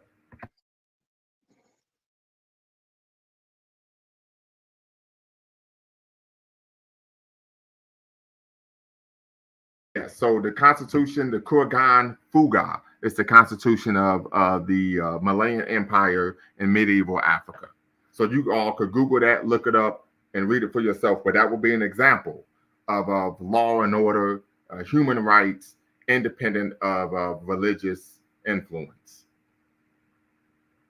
And so LMA states that, yeah, that's part of the issue. These Abrahamic religions only respect power. Absolutely. Absolutely. But once again, I focus on anti-Blackness because these issues have been prevalent long before Europeans became a world power.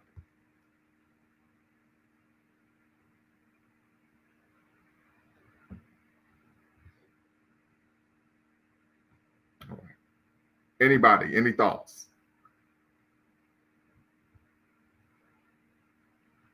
Sorry, I missed that. What was the question? I just said, any thoughts before we close out?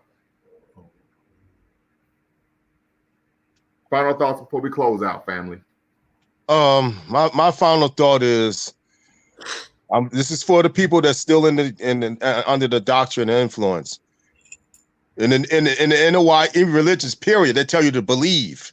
Okay, they tell you to be a believer. Okay, in Sunni Islam, they tell you to be a mu'minun, which means believer. Believer, if you say you believe, that means you're saying you don't know. Believing and knowing are two different things. You could believe that the cows was coming home. You know what I'm saying? And the cows will never come home. Okay? So they tell you to deal in belief and not facts. Understood. And like I said, we're going to do a final show on Inside the Nation of Islam Community Part 3, where the focus will be on what comes first, being Muslim or being African. So Warrior King, once again, you said you wanted to be part of the conversation. Tap in and then be part of the show. LMA, we've done 2 shows on Abrahamic religion. So actually, I'm going to put that in the chat, but we've done 2 shows on Abrahamic religions, brother. 2 shows on Abrahamic religions. But Warrior King, tap in. You said that you wanted to tap in, be part of the conversation. You had some questions. So please do so before we close out. And if you tap in, we could keep the show moving forward. Or if not, we will close out and then, of course, wait till next week. So go right ahead, Snapshot or brother. Okay. Yes. My final thoughts are, just reflecting on what you both have said around how can a doctrine that has been responsible for oppressing you be looked at as your solution to your ills or the issues that surround you. And I think if a lot of people in the NOI really ask themselves that question, they might rethink their position. But we're looking forward to next week's chat, and I will try to be on time when it's on, depending on the time, obviously. Very good. Thanks for hosting the conversation. It's been good. No problem. So I'm gonna bring up this live so you all can see it. Give me 1 second. I'm gonna bring this up so you all can probably go, and Brother LMA, you may want to go and actually check out the that live. So give me 1 second here while I do that, so that you can see that. But once again, this was a live. Man, when did we do it? I can't bring up when we actually did it, but I will show you here. I'll just share my screen. So I'll give you my email. All right. Hello? Yes. And so I'll put the link to the live in the comments, to that former live in the comments when we focused on Abrahamic religions. So that's the link right there, family, if you want to actually check out. And so the title of that live was, Are African People's Practice of Abrahamic Religions Tantamount to Menticide? So that was the name of the live, family, that we did many years, a couple months ago. Yeah, absolutely. So if you want to check that out, you can. Hello? Okay, go ahead, brother Sandman. Oh, you can hear me? No, yes, you're pretty low, but I can hear you. Oh, okay, hold on. I know what the problem is. Can you hear me better now? Much better. Oh, okay, yeah. So I just take a pragmatic approach to this whole theology argument in between, the Abrahamic religions and our indigenous religions. I understand that, I believe in the rule of law, that, not all human beings have the mental acuity to break down and have a complex critical thinking in the world that we live in, that you might have, because you're a scholarly influencer.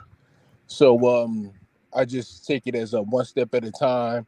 Let's spoon feed the people with the proper ideologies that we want to incorporate into the culture, and then add on to that, kind of like building blocks. And yeah, I just think that, the way that, the world is today, we've lost like some of our ability to create critical thought processes due to, the lack of nutrition in the food that we consume, and a lack of exercise that our ancestors had to put their bodies through, that helped to bring the nutrients throughout the whole body. So there's a disconnect with the world that we've lost due to modern technology, or the modern world, or the so-called modern world that we live in today. So there needs to be some adjustments. Everyone's preoccupied with their everyday small issues that they think that they need, to survive. But there's a deeper understanding that, none of us are really that the modern society isn't paying attention to, particularly, African Americans, so, or even Africans throughout the whole diaspora. So but yeah, it's great that we all are taking the time out to really break down and stuff like that, and hopefully there will be an individual who can be more of a catalyst to help us have a deeper understanding on exactly what's happening to us, so that we can, move forward as a group of people with a not necessarily a single thought process, but more of a more solidified singularity in our goals as a people. Understood. And very quickly, if you're looking at the screen, so 3 months ago we did a show on Are African People's Practice of Abrahamic Religions Tantamount to Menticide. So if you want to go on the platform, see we got 469 views on that show. So 3 months ago we did that show back in May. So if you want to tap in, you can most definitely do that. And I'm going to let Brother Daniel close it out, and then until next time, family, make sure you always bet on black. Yes, we need to come together as a people and put religion aside. Like Brother Malcolm Al-Mawali best said it best. Put your religion, if you practice religion, put your religion in your pocket. Okay, we need to come together as a people and put religion on the side and come together. Okay, to build our communities back again. Because religion alone is not going to solve it. Understood. Understood. Well, all right, family. Well, till next time, y'all know what to do. Always bet on black. Peace. Peace. Peace.